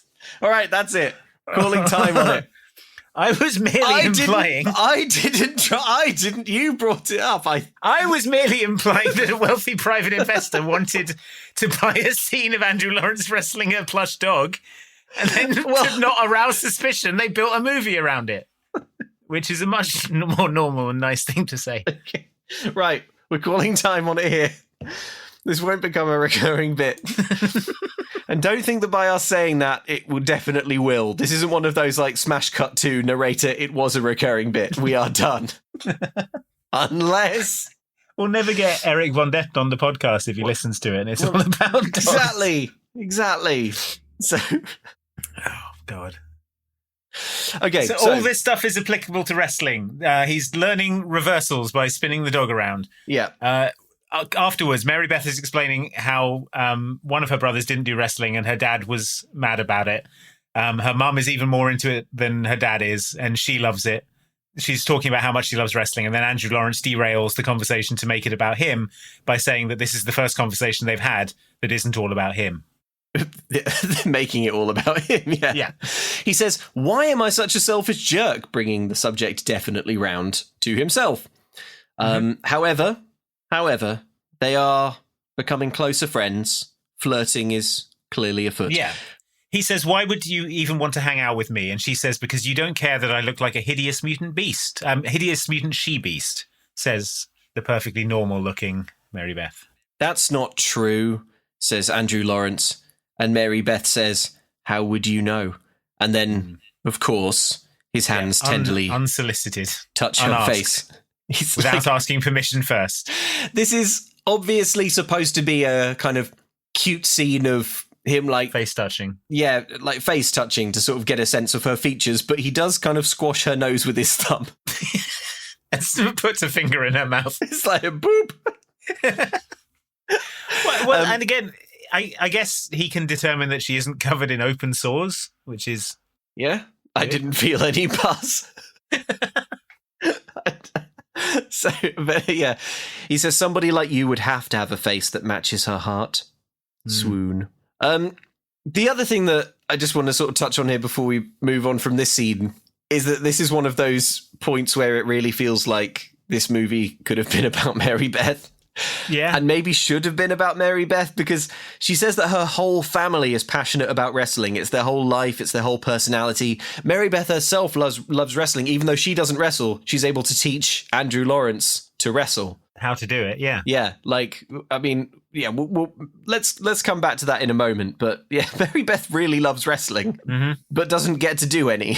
No, she just gets to stand there and cheer on. Yeah, cheer for Andrew main Lawrence. character syndrome, Andrew Lawrence. Yeah. So we cut to more wrestling. Andrew Lawrence is being powerfully suplexed. He does a reversal, and then he pins his opponent using the tips that Mary Beth gave him. Great fat man's roll. Your timing's good today, says her dad, the coach. All you got to do is feel the flow, says Andrew Lawrence. I just want to note as well, all the wrestles are accompanied by pounding all-American hard rock instrumental music. Unfailingly. Unfailingly. In the stands, Mary Beth tries to explain the rules of wrestling to Andrew Lawrence's parents. It's quite complicated. They don't really understand it. I don't really understand it. I watched it twice, making like a real earnest effort. Yeah. And none of the information went into me. No. It sort of went around me and past me. And I wasn't able to snatch it out of the air, unfortunately. Yeah, back on the wrestling floor, Andrew Lawrence gets a big hip toss. He's ahead by a point. He gets taken down, but he does the reversal that Mary Beth taught him. And then he sort of hits an ankle grab. It's unclear if he won or not, but then he gets his hand raised, and everyone cheers. Unbelievable, says an evil jock. Also, in the middle of his team, in the middle of this bout, the subtitles are pretty funny. They just say "Wrestling boys grunting." Wrestling boys. The wrestling boys are grunting. So in the corridor after this match, Fly is rapping to himself about Andrew Lawrence. He says, "He's blind as a bat, but I don't even mind that." Wait. Let's hear the rap. Okay, fine. You would like to chill with my friend Jace. He smack you in the face. He's blind as a bat, but I don't even mind that because he's... Jace. All right, so right there. Thanks. Yeah. Jace Newfield. Phil Pavone from the Mountain Valley Times. How's it going? Great. Listen, I'm interested in doing a story freestyle, on you man. for the Sunday sports section. Sounded You good. got a minute? I liked it. Well, my folks are kind of waiting for me upstairs. Well, we can certainly schedule it for another time. Thanks. You know, I'm really flattered and everything, but there's a bunch of guys on the team doing much better than I am. Why would you want to interview them? Humble too. That's good. That's good. Yeah, they're great. But listen, with you, it's different. With you, there's more of a Freaks and geeks angle? That's not it at all. It's a wonderful human interest story. Mr. Pavone, can we make a deal? How about waiting till I win a few more matches? You know, really doing something for the team. Then we'll talk, okay? Fair enough. Good job, kid. He's blind as a bat, but I don't even mind that. I don't even mind that. I don't even mind that. I don't even mind. I don't even mind it. So, Phil Pavone from the Mountain Valley Times. He's probably not here. coming back. I mean, I don't think Phil Pavone wants this human interest story that badly that he's like, well, how about this? Come to all of my games. And then come see me wrestle for an entire year and then write your story. Thing is, though, he so does. I don't know. My editor sort of wanted me to do some journalism today, is the thing. Yeah, I've got like 2 dog fashion shows later this afternoon. But yeah, he does come back though. So yeah, he does. He does come back. We've not seen the last of Phil Pavone from the Mountain Valley Times. But even bigger news than a wrestler who is blind. In Spanish class, John Lambrix is failing Spanish, and if he can't manage at least a B in the midterm, he'll lose his athletic eligibility. The teacher says that he'll just have to work harder, but Lambrix explains that this is impossible. He says he just doesn't get this stuff. And the teacher, whose job it is to teach him Spanish, says, find somebody to tutor you, and then wanders off. This is the same teacher who was, I think I hear a fire alarm, I'm out. Find somebody to teach you Spanish, because God knows I'm not doing it. Yeah. So from literally nowhere, Andrew Lawrence appears, even though the two of them were talking alone after school in a room. There's a wide shot of the classroom, and it's just the two of them. And then Andrew Lawrence walks in from off frame. Andrew Lawrence peeks his head out of a side hatch. He's in the side hatch in the Spanish class. He says, I can help you. Oh, it sounds like you're in a bit of a pickle, Lambrix. I can help you, but my help will come at a cost. A terrible cost. So he says that he will help him. And John says, you'd do that after the hard time we've been giving you. And Andrew Lawrence says, maybe I realised I haven't been the easiest guy to be around. And they agree to a tutelage trade. Of course, what Andrew Lawrence can't see is that John looks comfortably 24 years old. And so must have done this Spanish class about 8 times already. So we cut to the weights room. Lambrix is spotting Andrew Lawrence on the bench press. And they're sort of talking in Spanish, so they're combining the two. Yeah. They go to get water. Andrew Lawrence gets his MP3 player and puts on royalty-free rockloop _01.mp3. Underscore don't use this. That's tight. That's tight. Who is it, says John. It's me, says Andrew Lawrence. For real? You've probably not heard music that isn't a jug band. Here in Utah. Is that guitar electrified somehow? Well, that's a funny sounding steam calliope you got there, friend. Did the carnival come through town?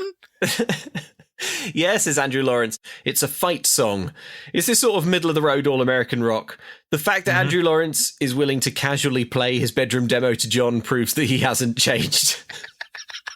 It sounds like the sort of thing you would get on a keyboard with like numbers that you press to play a little demo loop. Yeah. But not 1, 2, or 3. It'd be like 16 or 7. Demo loop 16 or 17. Demo loop, yeah. You're just supposed to sort of clumsily play along to it.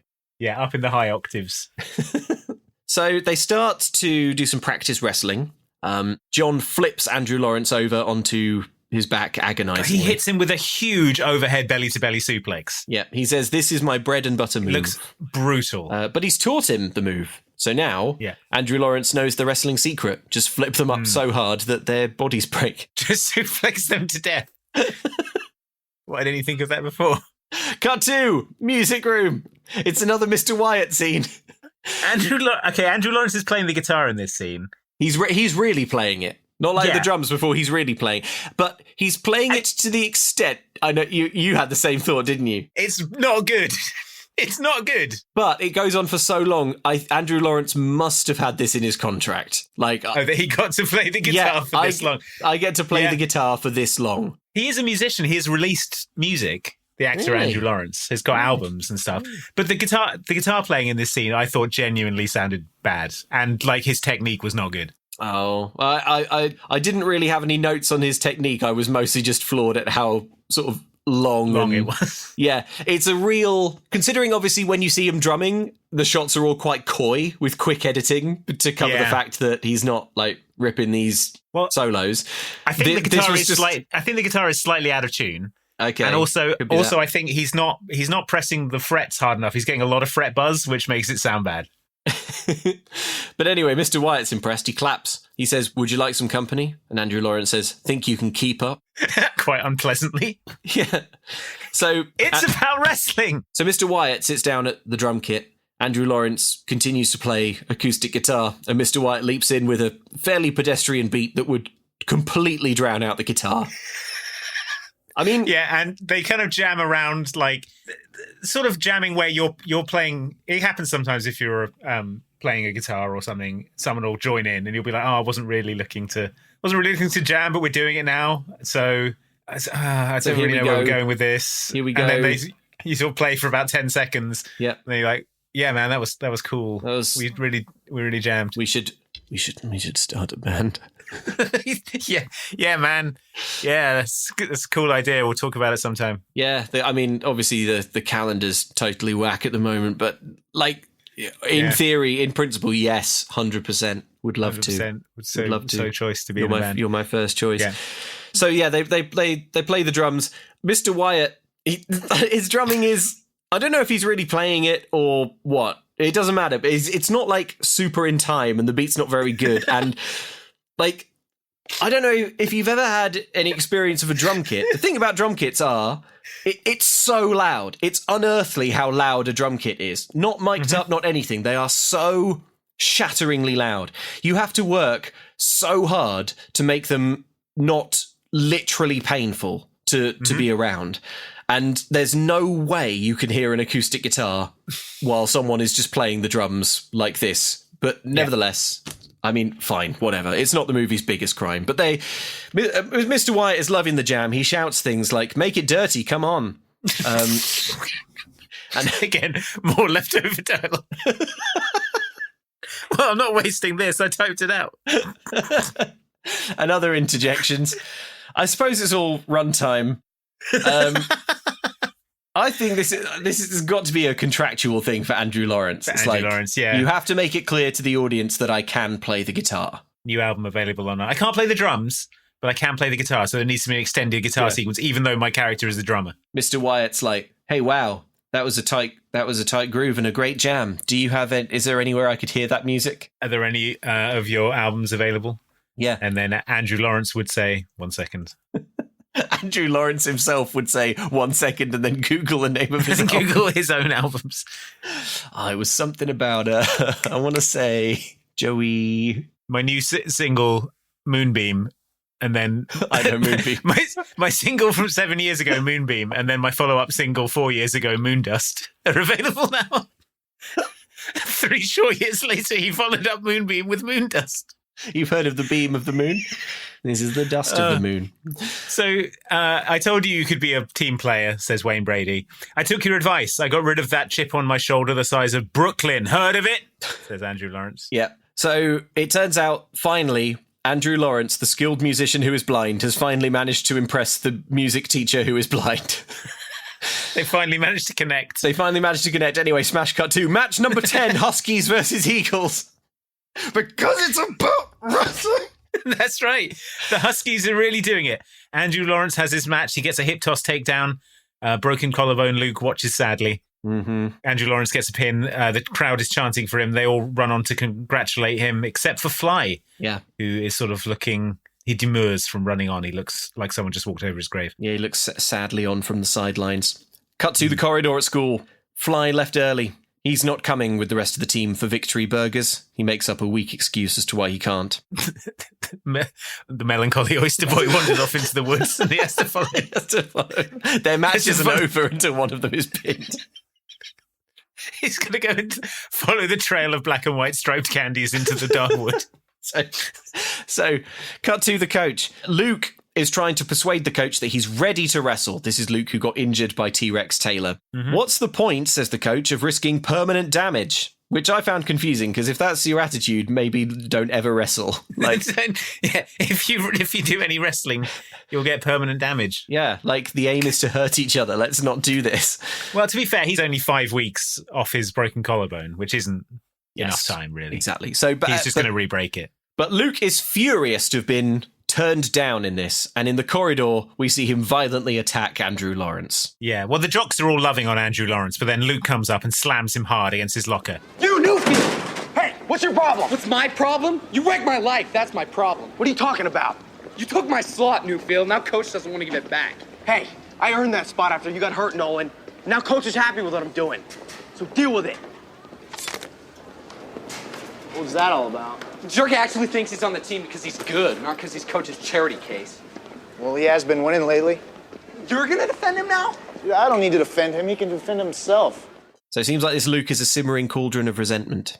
Yep, you know who else is also a simmering cauldron of resentment? That's right, Andrew Lawrence. He storms into the coach's office and he says, I want to wrestle off, me versus Luke. Winner gets the £145 slot. Winner gets $145. Andrew Lawrence is looking to suplex Luke straight onto his collarbone. That's what I do. Andrew Lawrence says to the coach, Luke thinks you only keep me around for the freak factor. And the coach absolutely goes off at the suggestion of this. He says, you want to think of yourself as some kind of freak, you can go right ahead. But I see a kid who's worked his tail off and earned his slot. So the coach, weirdly, has not signed off on Andrew Lawrence's idea for an off-the-books death match with an injured boy. because he thinks he's a freak. Because that's not how the wrestling works. It seems like you do wrestling at wrestling meets. It's not just like, and now. Like, that is how professional wrestling works. You march into the commissioner's office and demand a steel cage match against Hacksaw Jim Duggan. yeah, that's true. Maybe he's got his wires crossed. Mary Beth is also annoyed by Andrew Lawrence's behaviour, annoyed that Andrew Lawrence gave her dad such a hard time. Should I apologise? Says Andrew Lawrence. And she says, I don't care. Do what you want. And on this, Andrew Lawrence lunges, and I do mean lunges, into a kiss. Do what I want, eh? Well, how about this? Kissing you on the mouth. Smooch. It's like a powerful electromagnet has been activated in, like, yeah. And the heads sort of slam together. It's like he spotted an egg cream in her mouth. Just swoops in, looking for that fizzy milk. Oh, so Mary Beth is delighted by this smooch. Everyone is delighted. This film is so tediously earnest. Mm-hmm. But it's about that point in the runtime where things have to go bad. Yeah, we've got to have the dip before the climb. If you can call this a dip. Yeah, it's not very... So he's playing basketball. He's still perfect at it. Yeah. He hears Fly cycling past and he's like, I know you're there. Talk to me, man. I can smell your stanky deodorant. And Fly says, man, you and your amazing daredevil senses. And then Andrew Lawrence walks directly into a metal pole. So he's like, Vince, why are you flaking out? Why are you not hanging out with the team? You seem to be pulling back from the wrestling thing. And Vince says he's tired of being a loser. He says at least when they started this, they were equally pathetic. But now, all of a sudden, Andrew Lawrence is doing quite well. And now Vince is the... Yeah, and every night he's got to check his closet for Melancholy Oyster Boy. He doesn't want that anymore. He says that he can't even quit or everyone will really think he's a wimp. And then, with absolutely classic timing, all the jocks on the team pull up in a cool 4x4 and summon Andrew Lawrence, but not Vince. Yeah.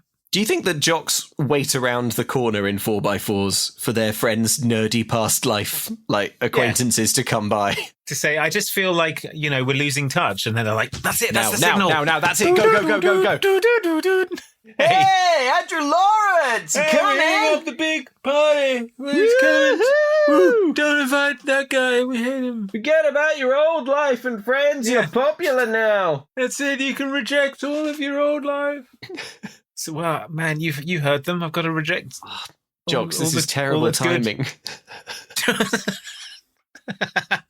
Yeah, we know. But before we go to the party, we have to swing by 5 more of these. There are 5 more people who've rejected their old lives to be popular with us. That we need to sort of wait outside around the corner from their houses. Until they say something significant. Until they have a chat with a nerdy friend. Yeah. So, yeah, he's like, I got to go. And Fly is like, sure, you wouldn't want to keep your superstars waiting. And you don't owe me anything. The viewer are like, cool, here's the drama.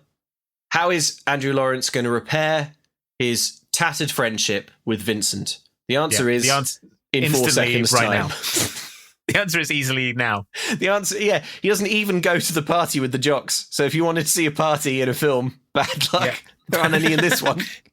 He says this is actually one of very few DCOMs with no parties. Yeah, fun parties. Yeah. It may be the only DCOM we've done that doesn't feature a party. Yeah, probably. Interesting. So I can't remember a party in... No, there was a party in You Lucky Dog, I think. It doesn't matter. So we cut to Fly's house. He's fixing his bike, but up walks Andrew Lawrence. He blew off the party. Care to dance, he says. And then we cut to a montage of Andrew Lawrence training Fly, giving him the same training that Mary Beth gave him. Now, I have a really hard time believing... With the dog. Yeah, with the dog. I have a really hard time believing that Andrew Lawrence, who's just got good at wrestling, can teach Vincent to wrestle better than Mary Beth could, and better than Mary Beth's dad, the wrestling coach, could. Yes. Like, Andrew Lawrence has definitely picked up his wrestling sort of third hand. Like, he's several steps removed from the wrestling, from the coach. It's wild that he needs, like, an addition...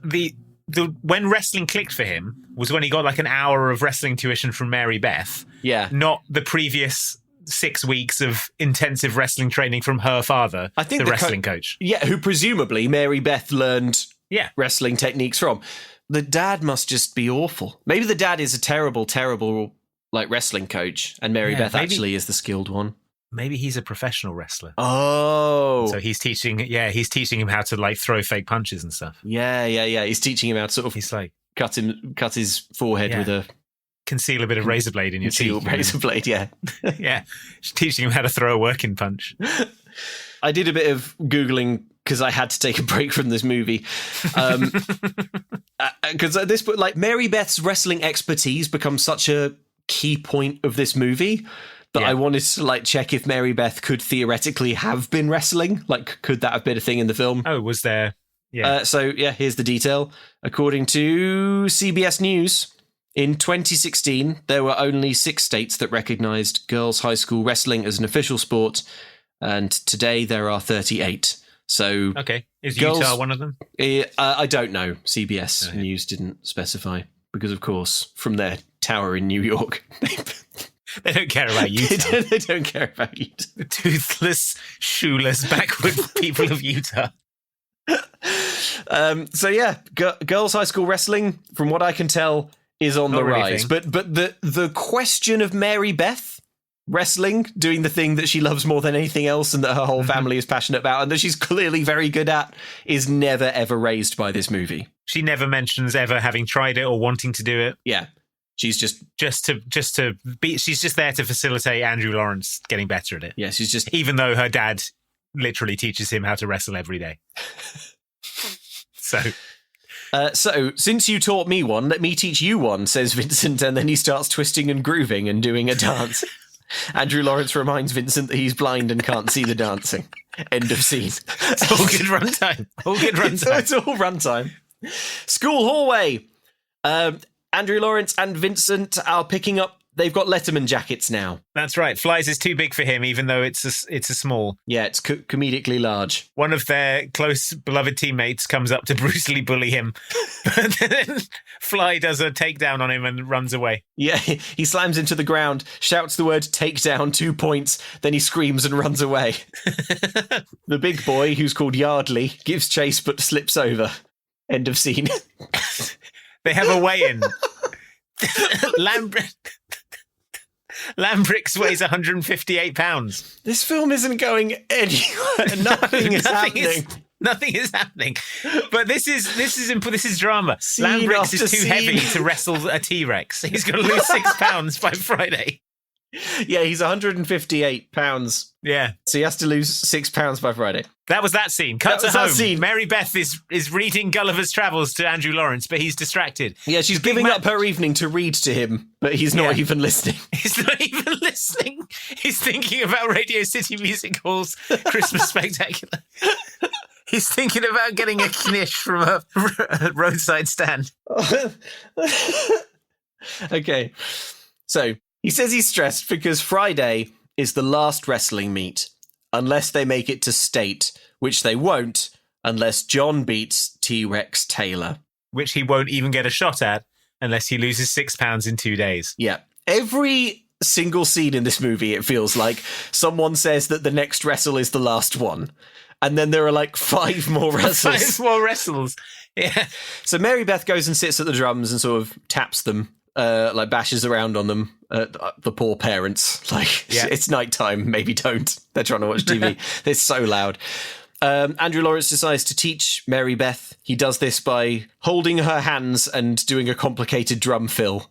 The note I've got is this is much too complicated drums for a beginner. Well, yeah, it'd be like if someone said, let me teach you how to play the piano, and then glued your hands to their hands and they played the piano, and you're like, well, I can't now do that. Let me teach you how to sprint 100 meters, and then they glued your legs to their legs and they tied you to a car. Dragged you behind them as they ran. Yeah. So you just do that. Yeah. Just do that. So, yeah, it's baffling, but Mary Beth is loving on it. Then we get a montage. Okay, this montage is fucking weird. The montage only... Is Lambricks trying to lose weight? The montage only covers 2 topics. The first topic is John sweating and training in the gym, doing his darndest to lose those 6 pounds. The second topic is Andrew Lawrence and Mary Beth doing the thing from Ghost, but with the drums. So, having an erotic drum lesson. So we just cut back and forth from these 2 things. John in the gym at night, sweating, training, skipping. Andrew Lawrence and Mary Beth flirtily playing drums. Now they've got oversized comedy glasses on. I don't know why. Normally a montage covers more than a few hours. And also in a montage, normally the 2 things that are happening are sort of connected. You would get like Rocky and Ivan Drago both training.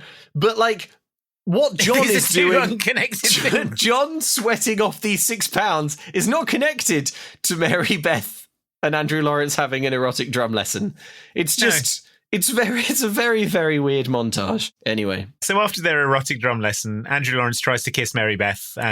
She says he doesn't want to do that because his coach will be mad. It turns out her dad is watching from across the street in a parked car with the lights off.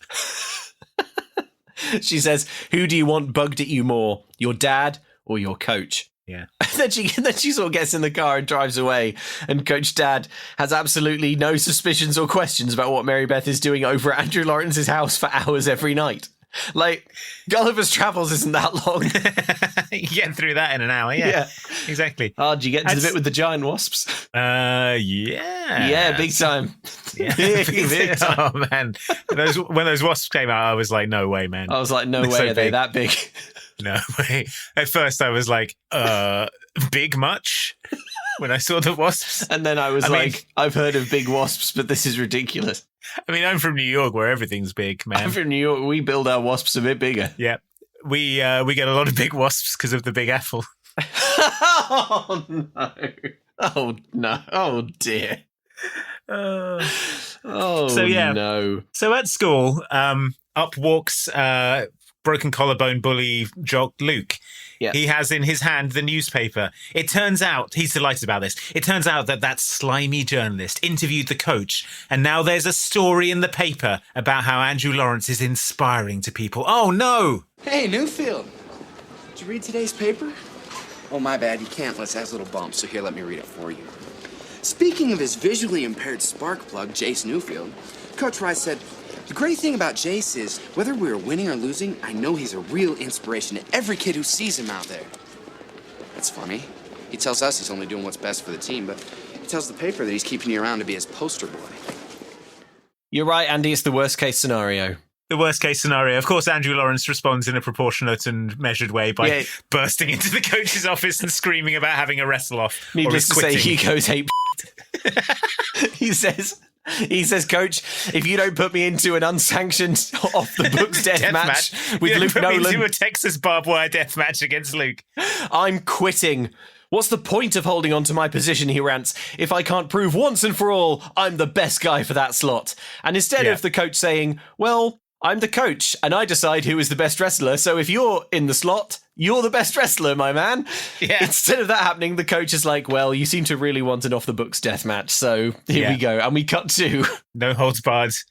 Texas Roadhouse death match. We cut to Andrew Lawrence climbing a big step ladder, leaping from the top. A swanton bomb through the table. So the coach agrees to this unsanctioned death match. They line up. Luke says, I hope you had fun while it lasted. And Andrew Lawrence says, I hope you like watching the sectionals from the stands. So it's like some actual drama here. What's going to happen? Is Andrew Lawrence good enough to beat Luke? Yeah. Yes, easily. He does it easily and quickly. He does it easily. But then some drama. But then some drama because here we go. Because as he staggers to his feet, he's holding his arm, he's grimacing and clutching it. Oh right no! Before sectionals. Oh no! Right before sectionals, his shoulder popped out.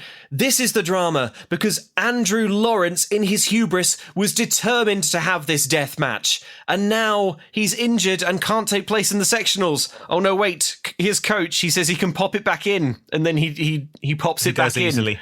He pops it back in, and it's fine. Will I be okay? Yes, he says. Put some ice on it, and that is the end of that. That's the end of that scene.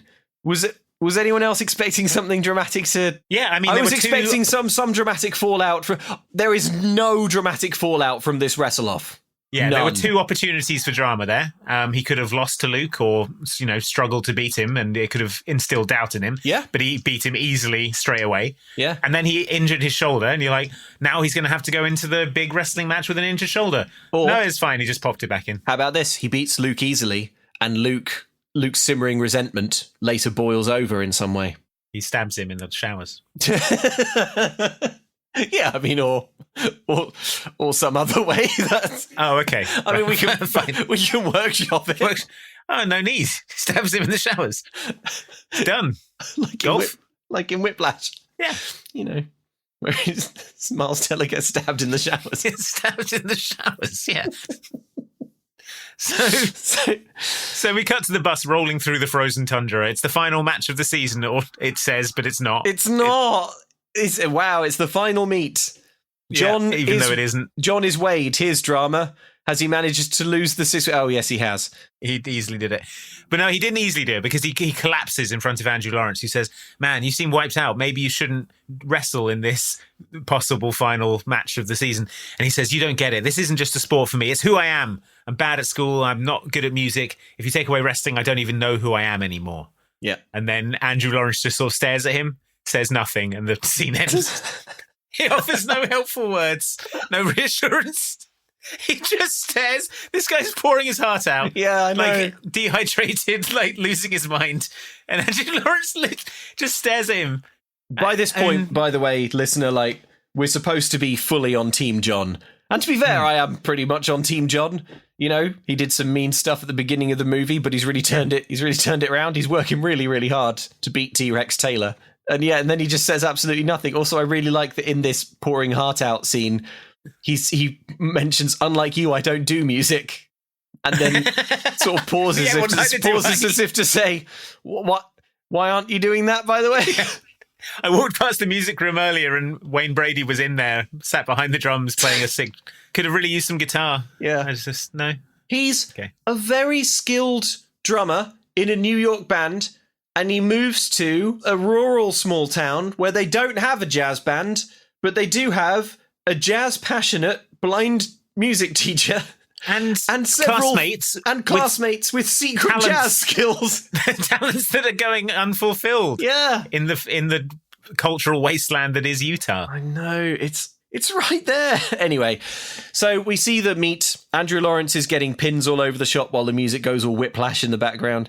Yeah. And it's time for John's match against T-Rex Taylor.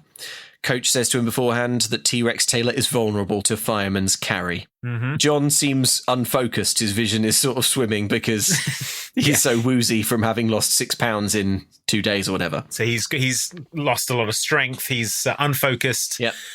They refuse to shake hands like gentlemen to start the match. Well, but to be fair, T-Rex's hands are so small. He can't reach over to make it happen.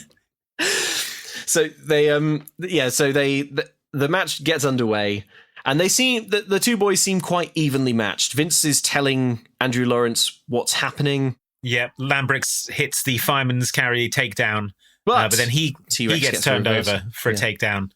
It goes into slow motion for a bit. John seems to be losing, but it's kind of hard to tell. No one's doing any cool finishes or anything, so I don't really know what's going on. And there's no commentary, which would be useful. T-Rex gets a takedown, and then T-Rex dances back in a taunting way. John is struggling to stand. They engage once more. Heavy metal goes... T-Rex has John pinned, then T-Rex wins, which means the teams are tied. It's 18 to the Huskies, 18 to the Grizzlies. One of those two is Andrew Lawrence's team. And it's all down to the last match. And the last match... Fly versus some guy. Fly versus the melancholy oyster boy. Can I just say, I know there's a balance to be struck between the spectacle and the sport, but from a show point of view, why have you put these two matchstick boys falling over each other after John Lambrix versus T-Rex? After the super heavyweight. Yeah, it's like, and now, the one you've all been waiting for. John Lambrix versus T-Rex. Clash of ages. These two incredibly strong wrestling boys just wrestling against each other. Bam, bam, bam, throwing each other. And then it's like, well, if you want to head to the car park now, feel free. We do actually have one more match. It's like, okay, WrestleMania this year, we've got The Rock versus Cody Rhodes, and then after that, a couple of lads from the training academy will be coming out for the main event. They can do forward rolls, and that's it. So it's just a great way to beat the traffic.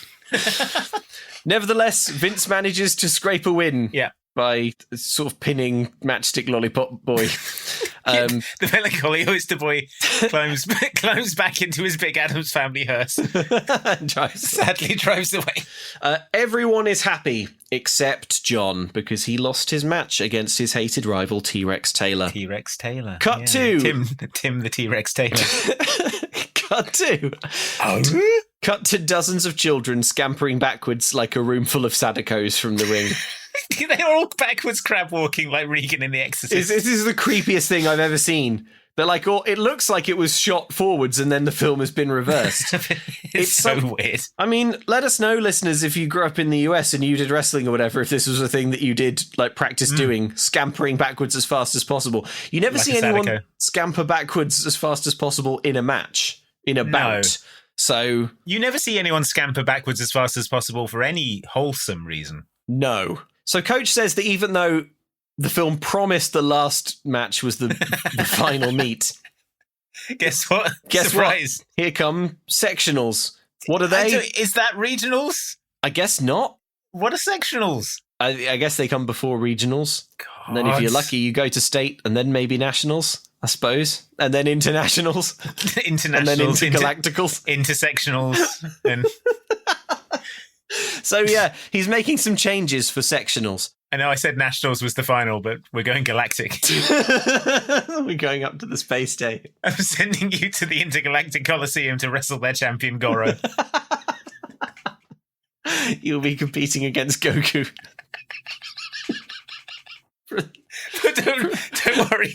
The school has allocated budget for a senzu bean. We've had to cut math. We're going to try and gather the Dragon Balls and make our wish that you win. We wish that you were good at wrestling to Shenlong. We wish that you pin Shenlong. Okay.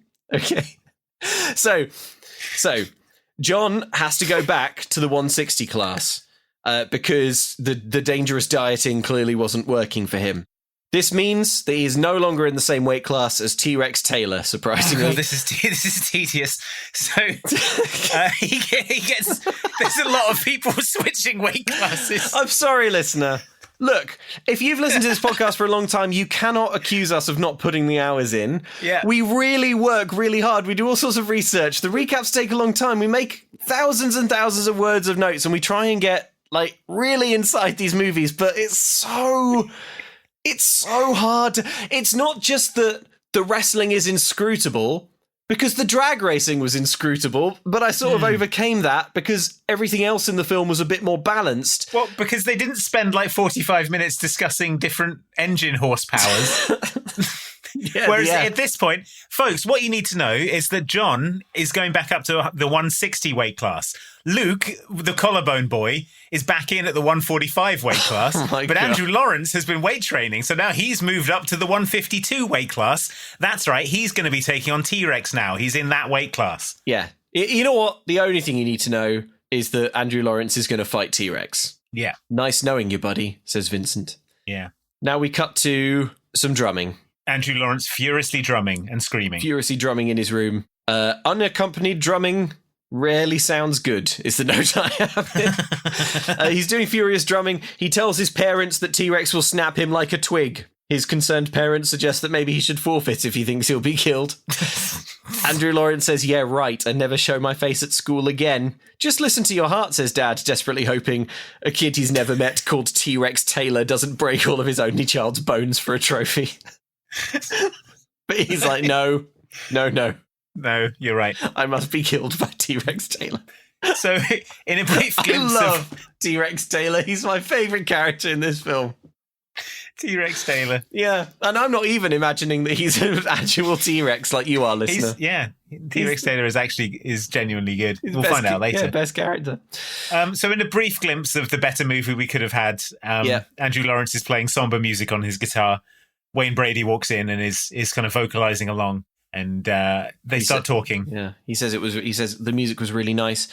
Andrew Lawrence says he hates how people say that he's so brave for doing things that sighted people do every day, and now they expect him to wrestle T-Rex. And they expect me to wrestle a T-Rex. Andrew Lawrence says, I'm sick of almost killing myself to fit in. And Mr. Wyatt says, aren't you the one who joined the wrestling team?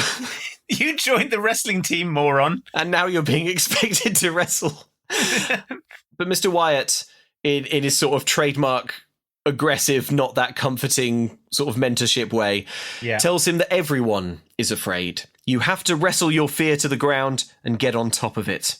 End of scene. So Andrew Lawrence is talking to Lambrix, trying to pep him up for the match. He's like, we don't care who you wrestle, just that you win. And then Lambrix says that T-Rex is going to put some serious hurt work on you, but you'll show up anyway. And Andrew Lawrence says, I will if you will. And then John says, who am I kidding? I'm totally addicted to the glory rush. That's right, he's back in. Wow. He'll wrestle some rando. For a minute there, things were looking potentially quite dramatic.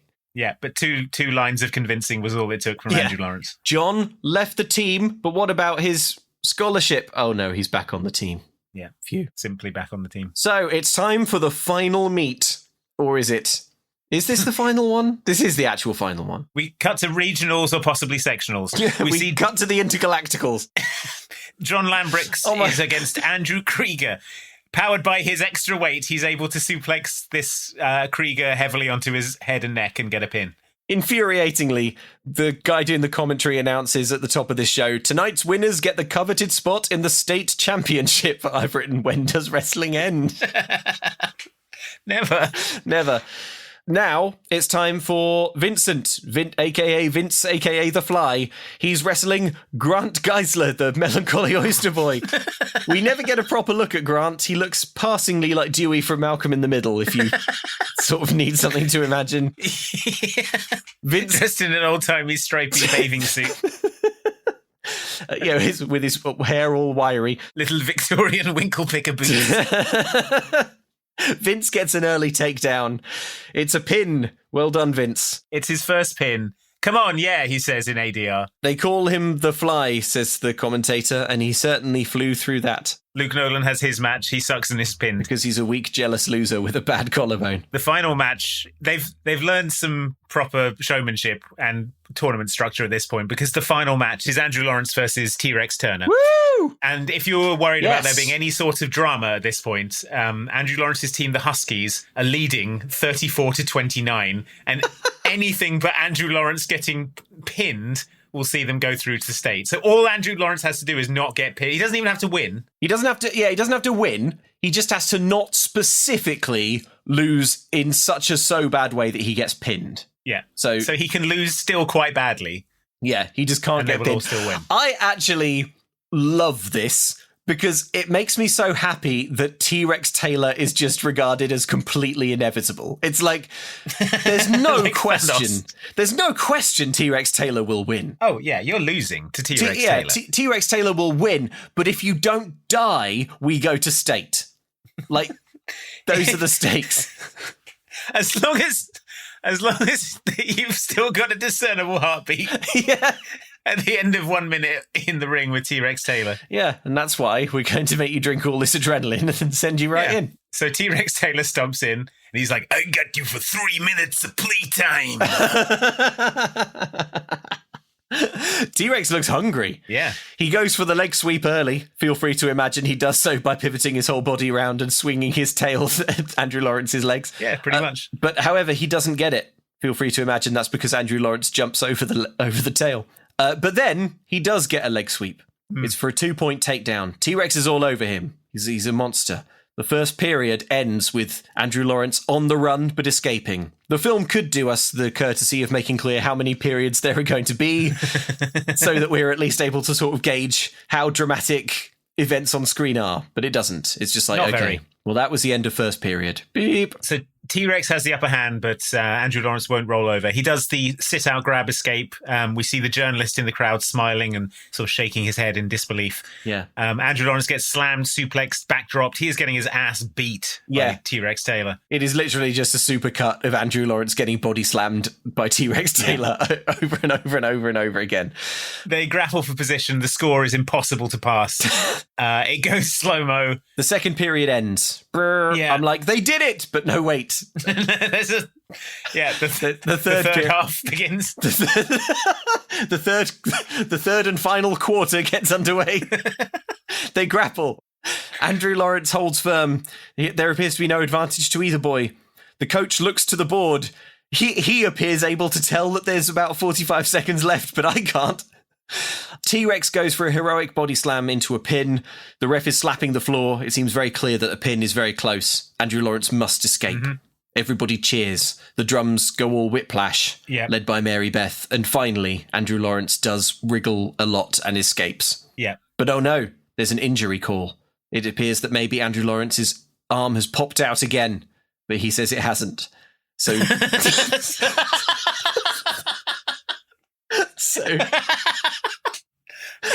Just in case you were worried that something might happen.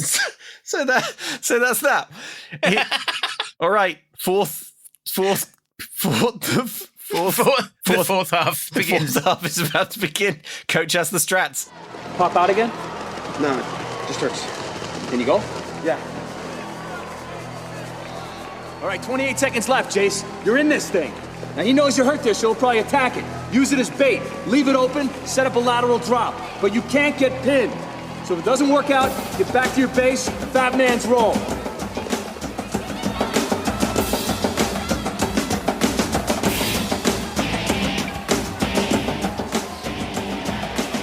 You ready to go, son? Ready, ref?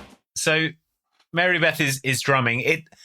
The way this is shot, I think it's supposed to be like they're playing and singing the fight song that Andrew Lawrence was talking about earlier. But it was so generic, I can't tell if that's the case or not. Yeah, I can't tell. But there are like 2 electric guitarists and a brass section. Yeah. In the band, like playing this loud rock. So the stakes are, the Huskies are winning by so much that unless Andrew Lawrence gets pinned, they win. So there's 20 seconds left. Yeah. 28 seconds left for Andrew Lawrence to avoid being pinned. Andrew Lawrence heads in. The coach says, "Give it everything you got." And then he says the title of the movie, "Leave It on the Mat." That is it. Andrew Lawrence hits a big lateral drop. T-Rex Taylor gets a 2-point reversal. Andrew Lawrence hits the fat man roll. He holds T-Rex down, holds him, and he's won or not lost. Yeah. But yeah, so the win goes to Turner, but the team win goes to the Huskies. But and I'm very confused. So he pins T-Rex, right? I don't. Or maybe he doesn't. No, but he can't have pinned T-Rex because T-Rex wins the match. So what happens in a very physical, literal sense is that he pins T-Rex to the floor. Yeah, but it isn't a But pin. in a wrestling scoring way, he has not pinned T-Rex. Yes. So T-Rex wins because T-Rex Turner is inevitable. Yeah. However, by not losing so badly, Andrew Lawrence has successfully not won but also not lost, and the team and the Huskies go to state. "Good job, Newfield," growls T-Rex. "I'll see you at state." Yeah, good job, Newfield. I'll see you at state, pleasantly says the hated T-Rex Turner, who is nice. Turns out he's nice. He says, "And that move of yours, it won't work again." Just saw mutual respect and just nice. Yeah. Seems nice guy. The team lift Andrew Lawrence aloft on their shoulders. All of his family and friends are there. This is one in the eye for music nerds everywhere. Yeah. Phil Pavone from the newspaper asks Andrew Lawrence, "Now do you feel you've earned the right for me to do a story on you?" And Andrew Lawrence is like, "Sure, I guess." But first he wants background. So he goes to ask John, "Hey, John, you've been wrestling for 4 years. What makes this season so different, wrestling with a blind teammate?" And then John says, "Who's blind?" Yeah. And then the whole team pretends that Andrew Lawrence isn't blind. Yeah, they're all like, we never noticed he was blind. They're all like, "What? No, he's not blind." Yeah. Check your facts. In a way, I mean, they're like f***ing with the journalist, right? But, yeah. But in such a straight-faced way that I was like, do they not know? I interpreted it as like, it's clearly supposed to be a show of team solidarity because the movie is attempting to sort of clumsily stick the thing that it doesn't matter that he's blind or not blind. What matters is his team spirit and that he did his best and that they all did their best and that he's one of the team now. But it is so odd. And crucially, the journalist who was going to write a nice story leaves. Like he just sort of shuffles away because everyone is just like, "No, who's blind? Yeah. No, he's not blind. He's not blind. There's no one blind on this team. You're crazy. You need to check your facts." So the journalist sort of shuffles away. Off, and we go triumphantly out. And that's the end of his. that's the end of his year of work as an embedded journalist in the Andrew Lawrence story. Yeah.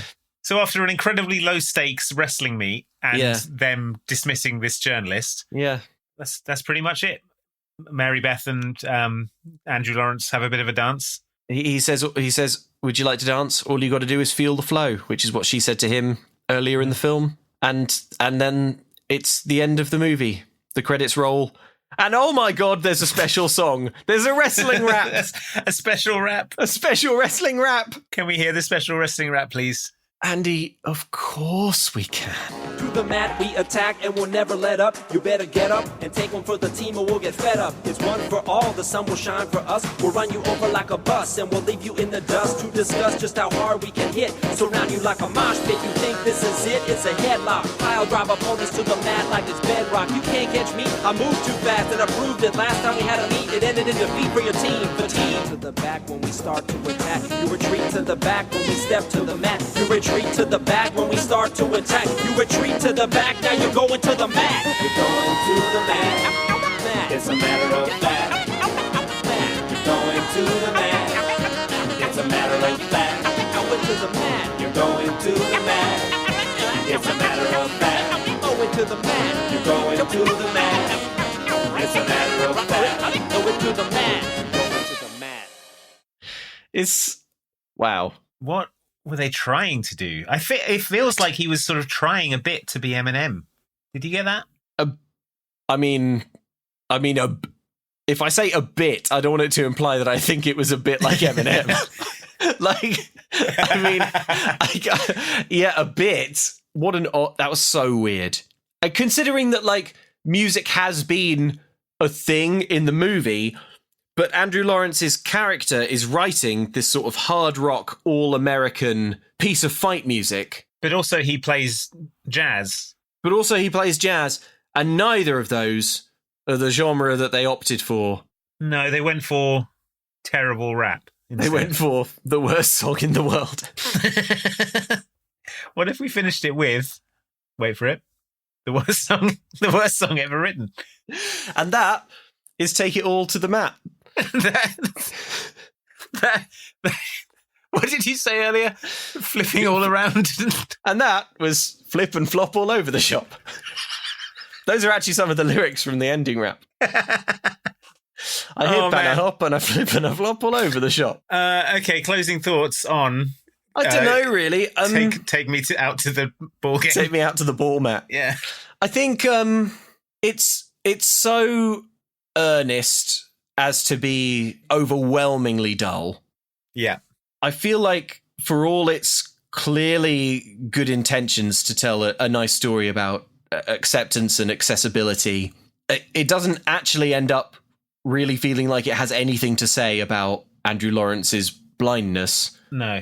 The fact that he is a blind person really, really sort of moves to the background of the narrative after like the first 15 minutes or so. Yeah. And then it's just a straight up wrestling. Sports decom. It's just wrestling. Yeah. Yeah. So did you have any closing thoughts? I feel like this movie suffered in my specific experience of watching it. Right. In that I went yesterday to the cinema to watch the A24 film The Iron Claw, which is about wrestling. And then I came home and watched this. Oh, no. So it's like a double bill. I double billed it with The Iron Claw, which made for a kind of, thematically appropriate double bill. But it did mean that this film suffered quite badly in comparison. That is rough. Yeah. That's like me doing Eddie's $1 Million Cook-Off with stomach flu. That is like... that is rough. Oh, Andy, I'm sorry. Similarly disruptive to the process. Yeah, similarly disruptive to your system. Yeah. Yeah, to your body and mind.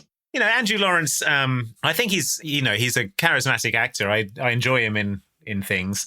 Yeah. Even though I think his character in this was quite unpleasant. Yeah, of course.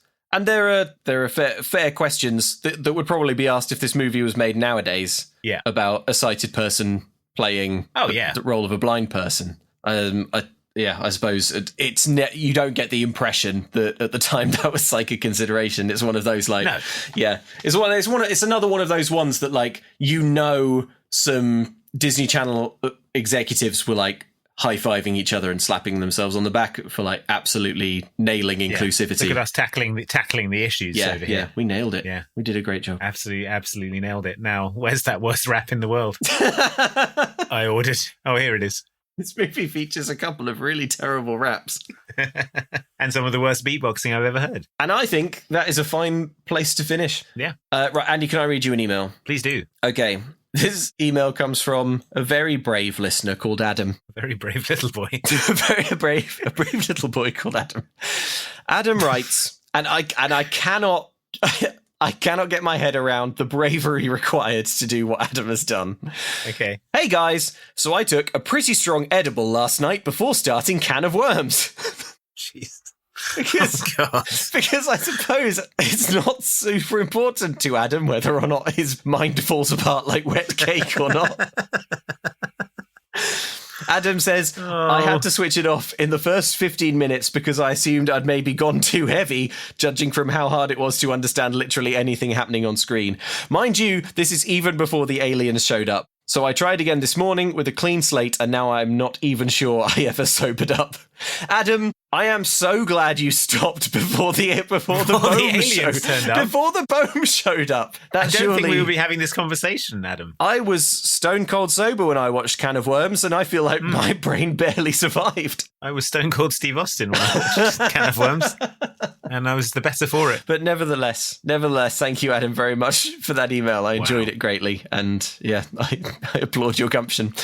If you would like to get in touch with us about, well, anything we've discussed recently, Can of Worms or going to the Take Mat, then why not email us at mumcan'tcookpod@gmail.com. And hey, guess what? We have some new merch. Well, newish. That's right. We have a t-shirt, which you can get by going to bonesforbowser.com. Yep. Or mumcan'tcookstore.com. to declare yourself a proud member of the Skeleton Roundabout Owners Club. Yep.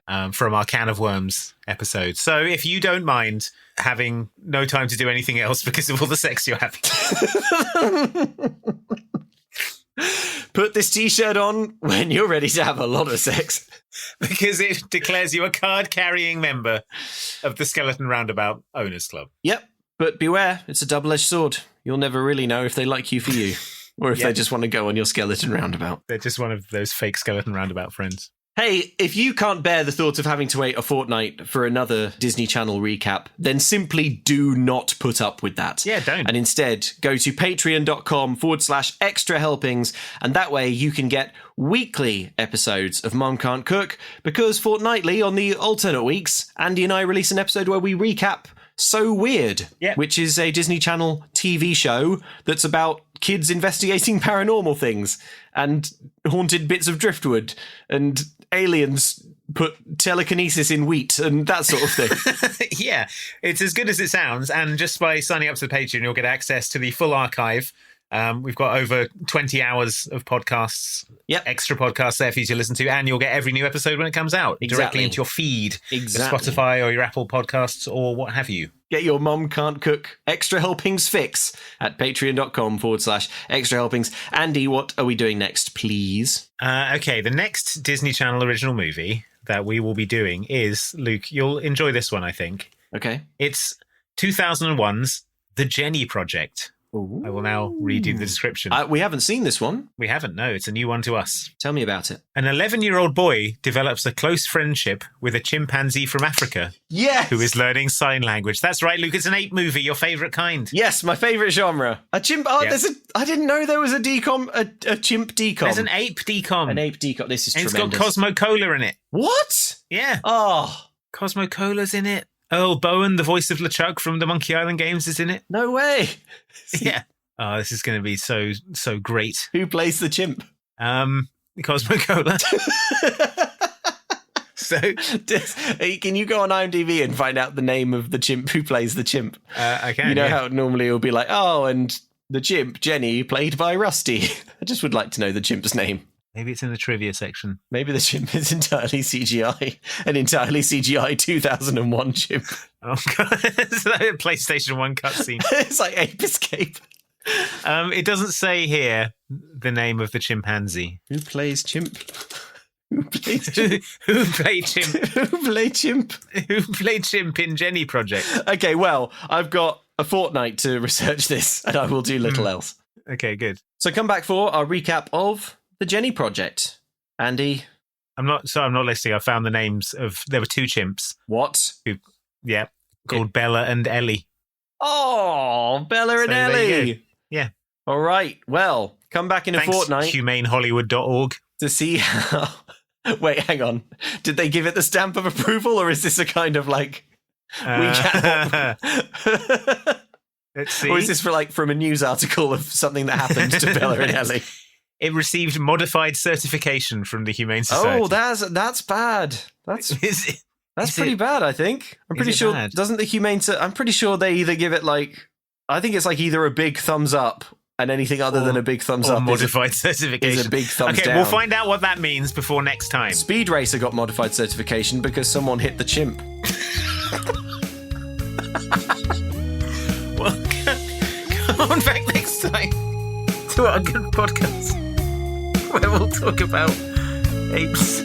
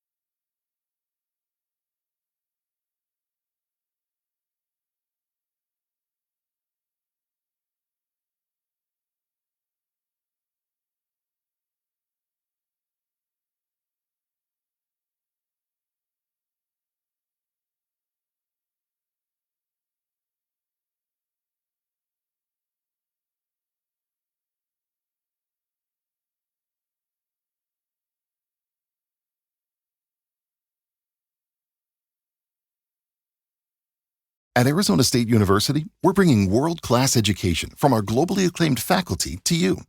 Earn your degree from the nation's most innovative university. Online. That's a degree better.